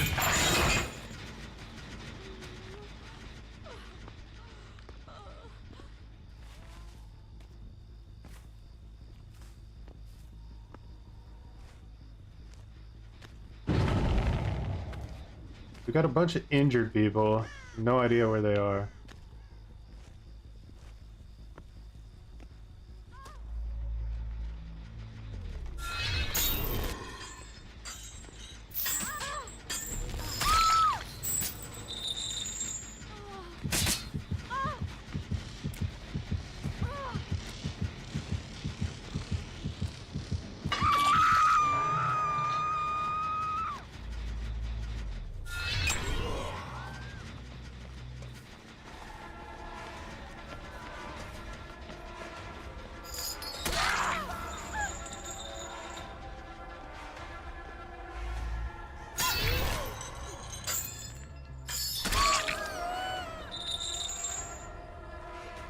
Giving out my guys. I overestimated this team massively, or maybe I just using my best add-ons was a bit overkill.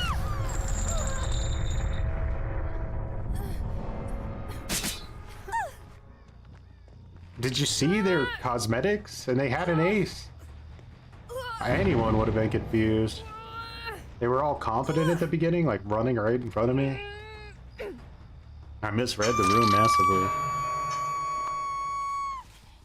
Good job, Ace. You got your whole team killed by being a tryhard in disguise.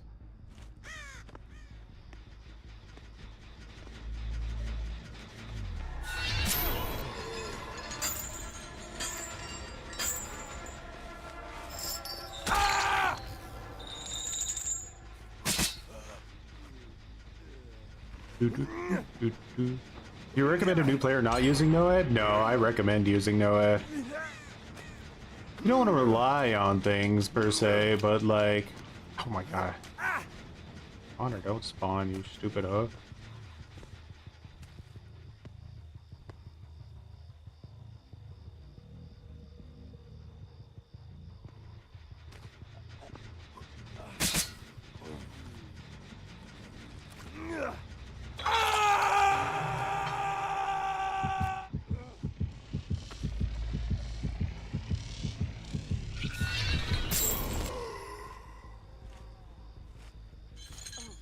Just so done.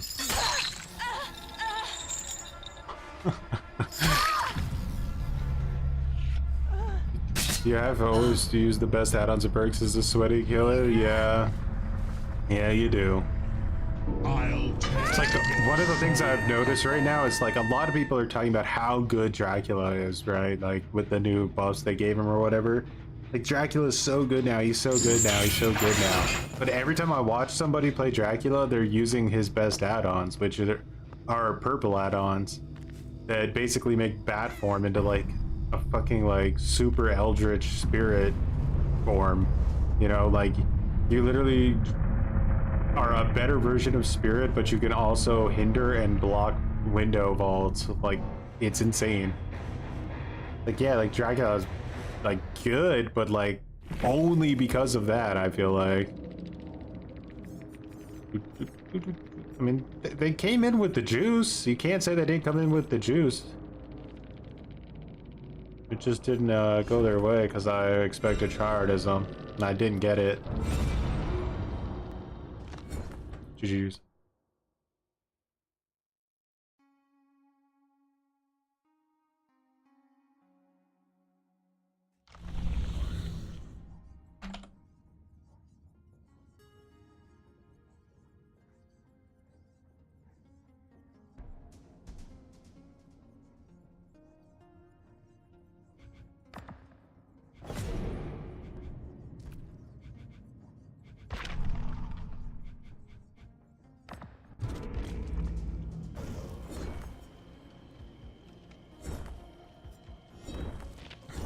Dracula's mid-high B tier depends on the player. Yeah, there's a huge skill ceiling there. But I'm willing to bet most of like the better Dracula players are all going to be running like his purple add-ons for bat form.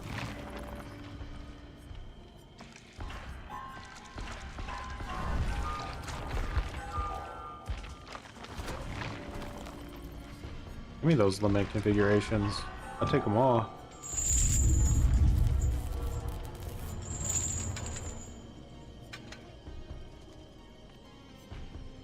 Yeah.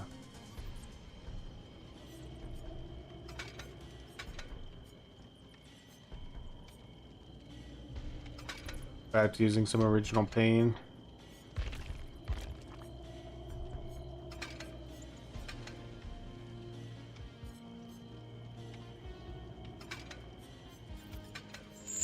A lot of those, so maybe I'll just keep running the increased spawn time of the chain hunt.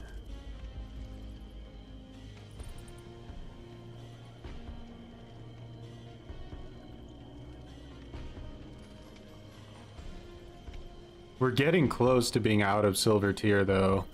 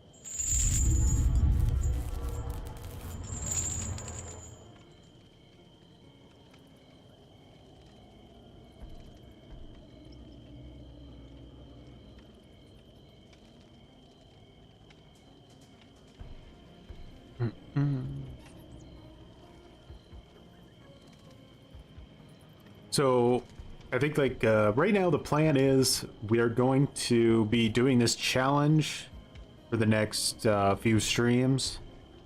Get it done before Rush Week comes out for the Texas Chainsaw Massacre, because I mean, let's be honest, Rush Week is gonna be, it's gonna be epic. I'm just gonna call it. I really do believe that.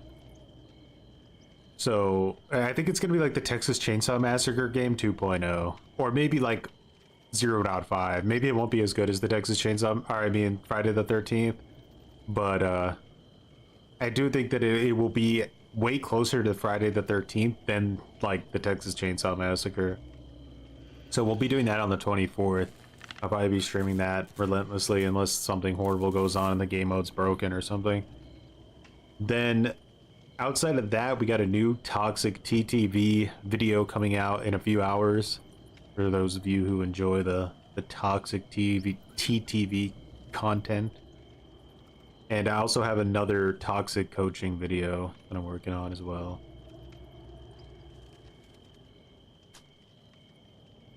So, we definitely got some juice right now.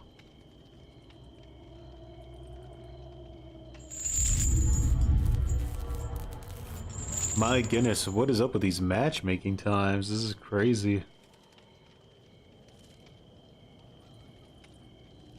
I still gotta get on Age of Mythology and 1v1. No! Don't you know that Dead by Daylight players are only allowed to play Civilization if they want to play an RTS? In the rulebook.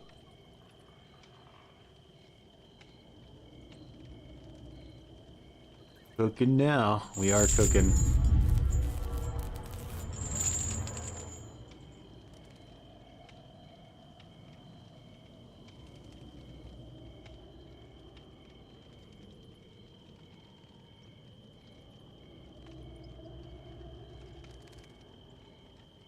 We also have like a PTB coming out soonish, I'm assuming, but I still don't like genuinely know if I want to play that PTB or not.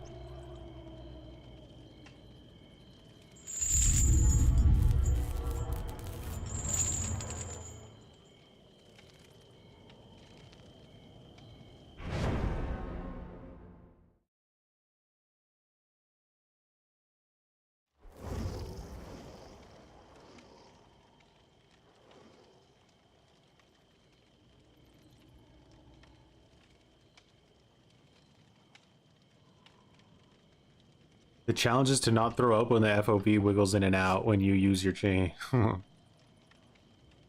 up, Gauge Rage?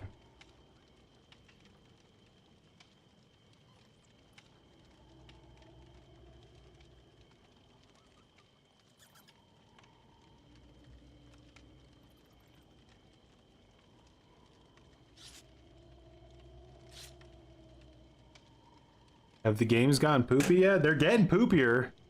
They're getting poopier. We're feeling it.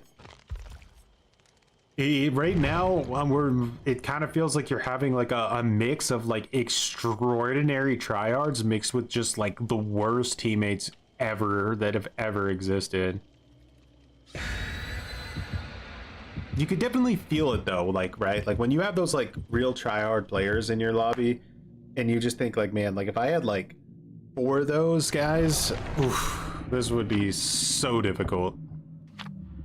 Because they still won't adjust the FOV slider, it's in beta, so stuff like the Unknown's tentacle legit just floating above the bottom of the screen, and Pinhead 2, they haven't touched it since release? Damn. I didn't even really notice that. I wonder if he has to... I mean, I haven't played much Unknown. But, yeah. Yeah. I don't know if I want to pay attention to it. Like one of those things where it's like ignorance is bliss. Toba, huh? I feel like Toba's gonna be kind of a shitty map for Pinhead, so let's hope these guys aren't super tryhards. Would have been okay with like impaling wire, because it would have been constantly getting chained, but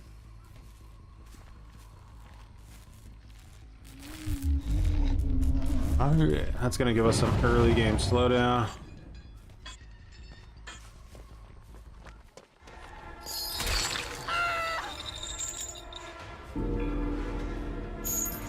We're pre-dropping today? Yeah, we are.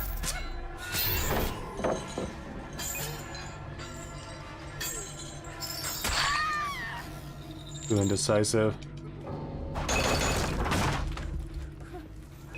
Seems like a reasonable solution.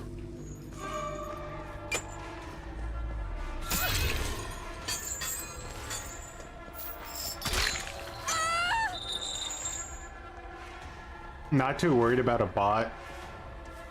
I'd rather go after the human players.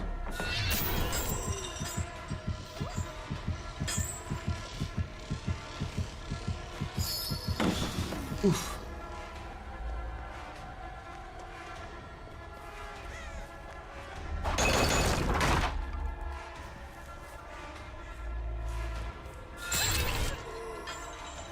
My chains are getting definitely more on point than they were before. Bro, can everyone stop DC?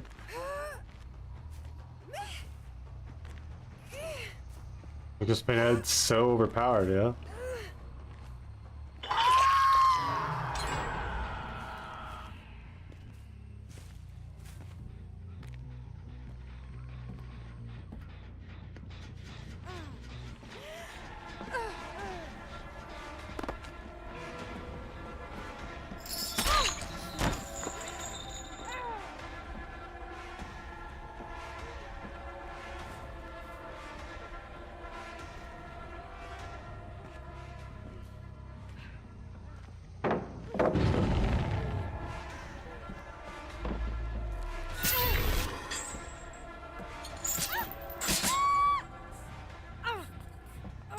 You gonna also DC?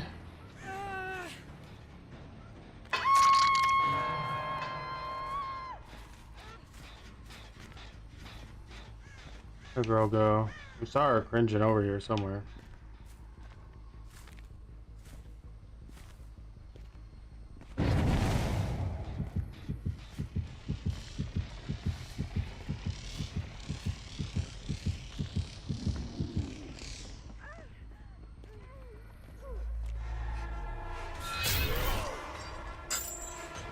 Screw you, bot.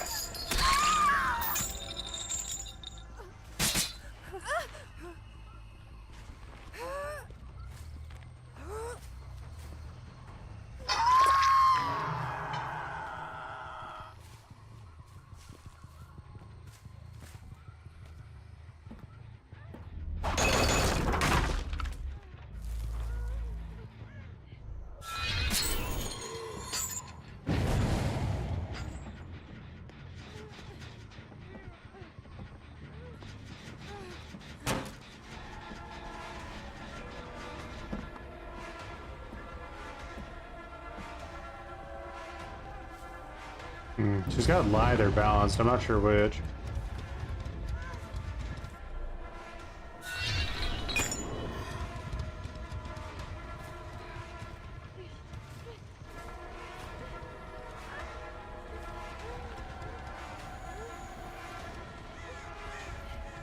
Oh, she just betrayed me and took this pallet away.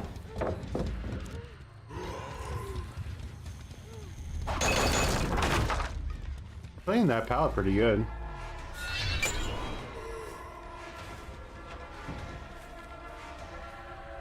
This area is such a cluster, man.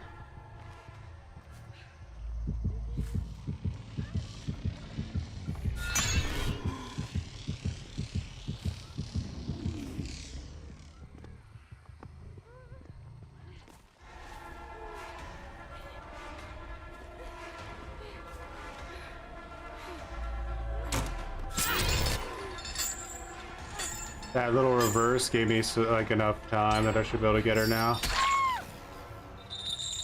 And luckily that gen up there is done, so I don't have to feel they're running up there anymore.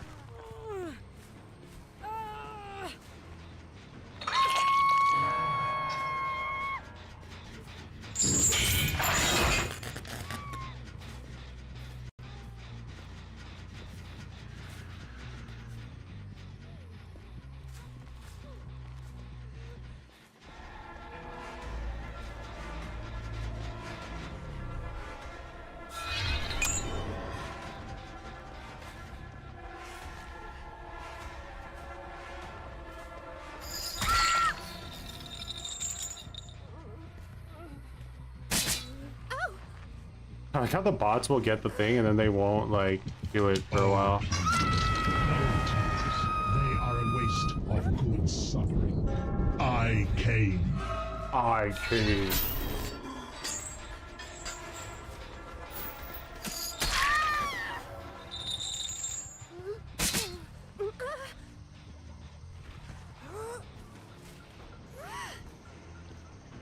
The human players are definitely like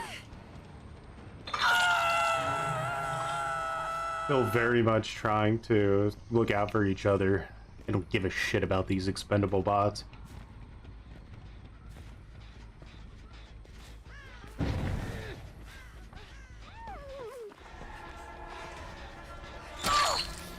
Stealthy one, aren't you? I haven't seen you yet, other than like scouring out of the corner of my eye. I don't think you know where to go, so. What a waste of good suffering.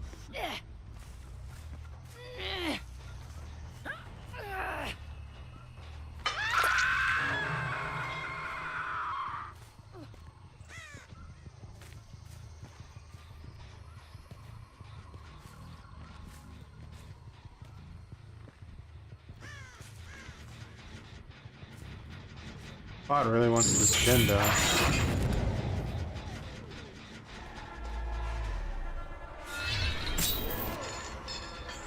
Pinhead can do pretty well against bots because they're like a little bit stupefied when it comes to dealing with his chains. Now you must come with me.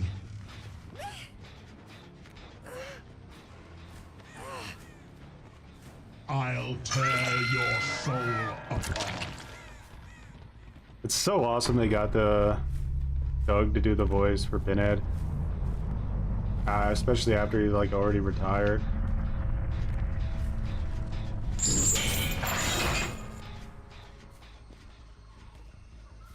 There's like nothing left on this side of the map, so.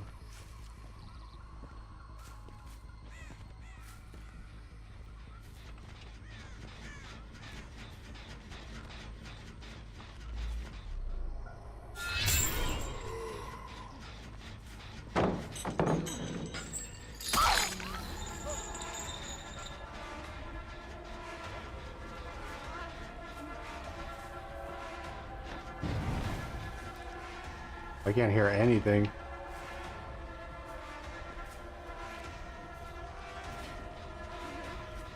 Why is so quiet?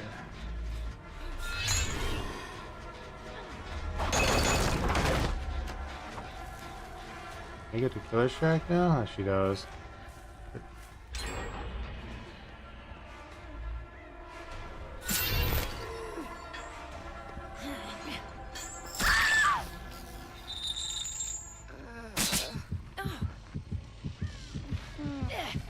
These bots are like rotating the box so well.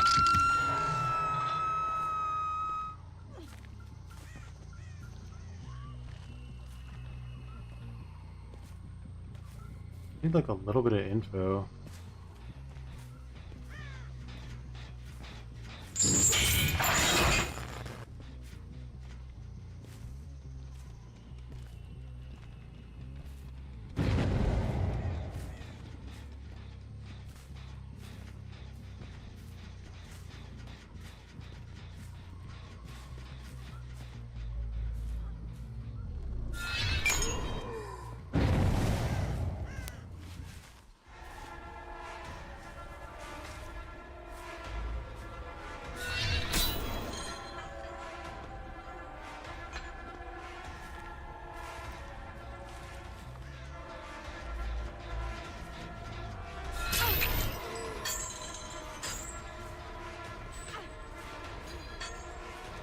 Oh my god, this girl.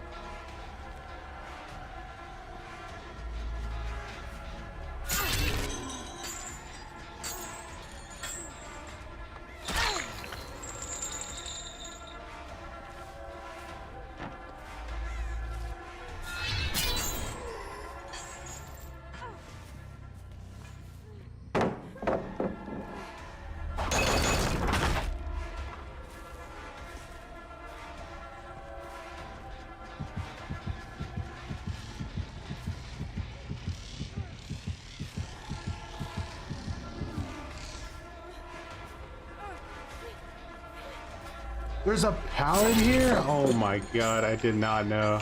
I'm a keeper in this corner though.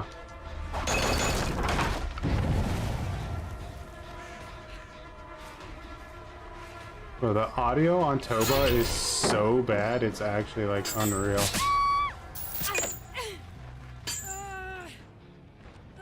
This girl just gets like passive iron will.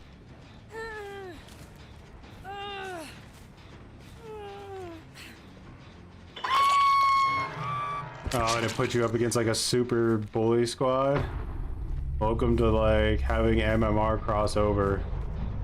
Such a stupid mechanic.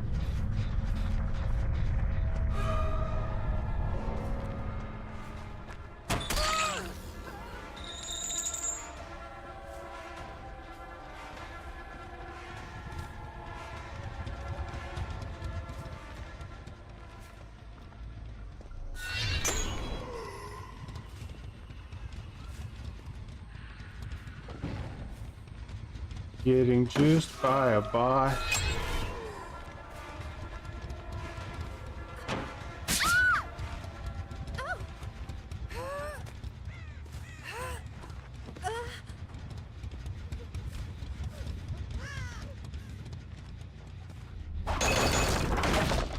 Problem is Lara is like a super stealthy player. The MMR climbing is going well, Ray. We're getting there. I think we're almost to like silver tier now. The bot really had Unbreakable. Of course, these guys with all these meta perks with DC instantly. I don't really think there's any resources left for her, though. Genuinely.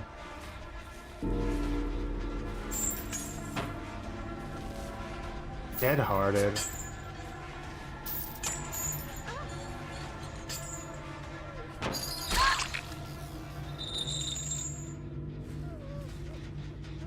There she is.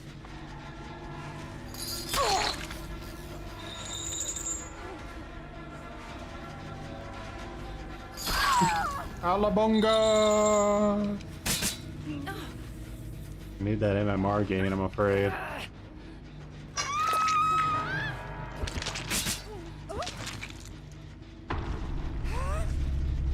Good effort from those two. Good effort from their bots too. I mean, don't get me wrong, they weren't like super strong in chase, but they fucking carried the like box for them super hard.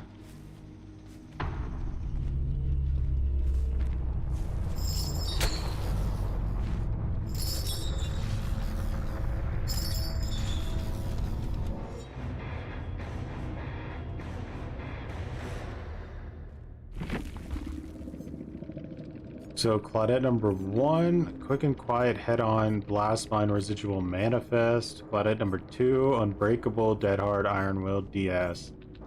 DC'd on first down with that build. The shame should be severe.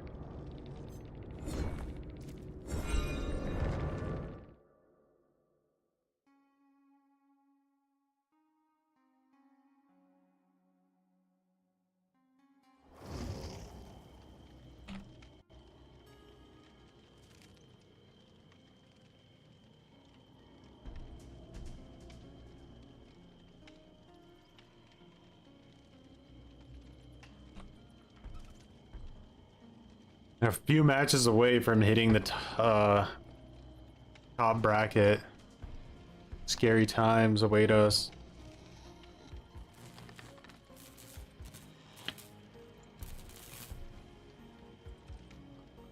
And where are we at in terms of... We're at silver 3, so we definitely got a grind left once we get to the max MMR.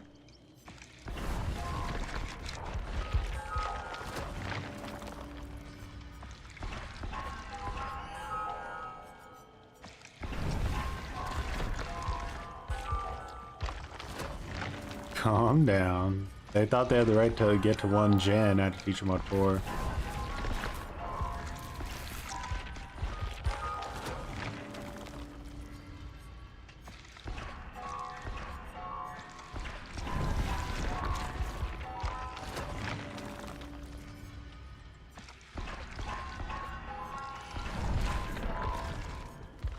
There you go. Our current progress. And then we'll see. What do you guys think the final win rate is going to be at iridescent rank 1.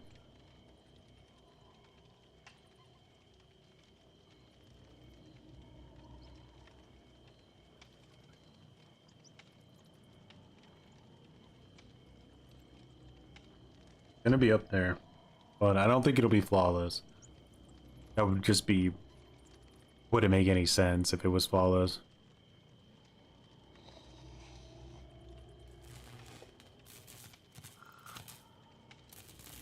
But yeah, pure trash. That's definitely crazy. Like, it's just so cringe that you can't learn a new killer. Like, they were so, like, specific about that part of MMR when they, and it, like, first talked about it, that, like, all your killers would have separate MMRs, so you could, you know, learn this killer separate from that killer, and they wouldn't tie together. But it's not the case. All of your, it's not exact, but all of your like, your highest killer tethers all of your other killers. So, as, like, your highest killer goes up, it tethers all the other ones, brings them along to some degree, so that you can't have any mercy. So if you have one killer, basically max MMR, you could pretty much assume all your killers are going to be in the top bracket. Once the top tier players come in, then all bets are off. Yeah, it's going to be rough. And we're also going to swap to doing, like, late night streams soon as well, and that'll have an impact on it. I honestly think it's good that you get to learn against good players, assuming your MMR is high. I mean, that's one way to look at it, for sure. It's just, I feel like for a lot of people, it's like a massive deterrence, you know, like, to go like, okay, I want to learn this character, but, like, it's like just basically trying to understand even, like, the technical fundamentals of a character like Huntress can be so rough when you're playing against players that are used to playing against, like, S tier Huntresses at all times. And then, like, one of the things with DBD is, like, a big factor of gameplay is confidence. And when the survivors realize you're not, like, a top tier Huntress, they're gonna smell blood in the water. Their confidence is gonna go up massively, and your confidence is gonna go down, and that parallel between the two is gonna make your matches just consistently enraging and horrible. So yeah, of course I have max MMR.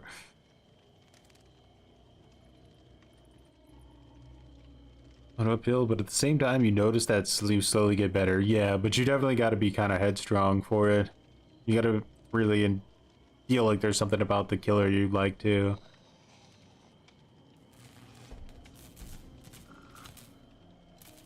Above 90 because you're him. One gen Choi.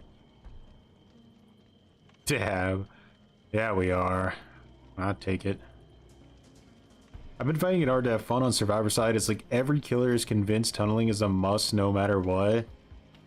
Yeah, the devs, like, it's something I've been saying forever, is just that, you know, they like to punish the killer over and over again for doing things like tunneling and camping, which, like, you should. I feel like you should punish them for it, but you need to put something base kit in the game that makes it to where you feel rewarded for not doing those things. Like, Pig is like a really good example of a character where you kind of hurt yourself by tunneling, and I think, like, they can maybe learn from Pig's design of how to maybe put some base kit thing in the game that pushes you. Basically, it's in your own self-interest as a killer to not tunnel. Like, if I put a head trap on somebody as Pig, tunneling them with a head trap on is the stupidest thing I could ever do, because they're not doing anything useful while they have that head trap on. So I'm just shooting myself in the foot. I think they really should try to consider something like that.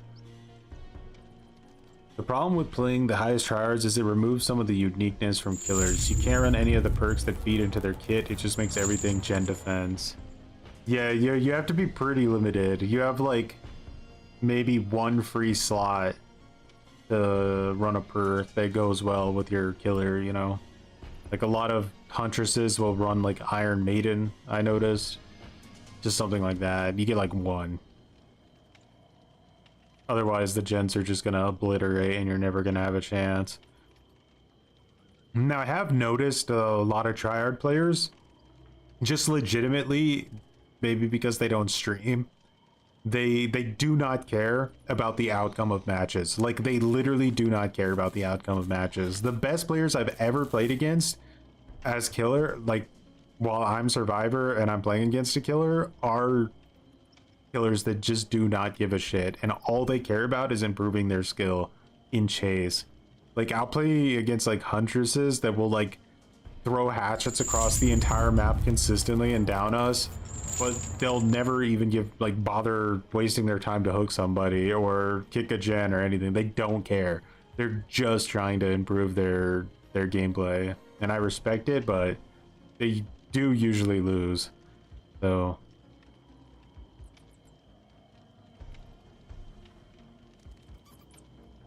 it is what it is. People trying to have fun, I know. They're usually like Eastern European dudes listening to like crazy death metal and just vibing. What I'm assuming anyway. But yeah, much appreciated everyone for coming out to hang today. I didn't get any salt messages, so that's interesting. Much appreciated for the cringe commitments and recommitments. We should be back again very soon to continue the journey and see how it goes. Look out tonight for a new Toxic TTV video.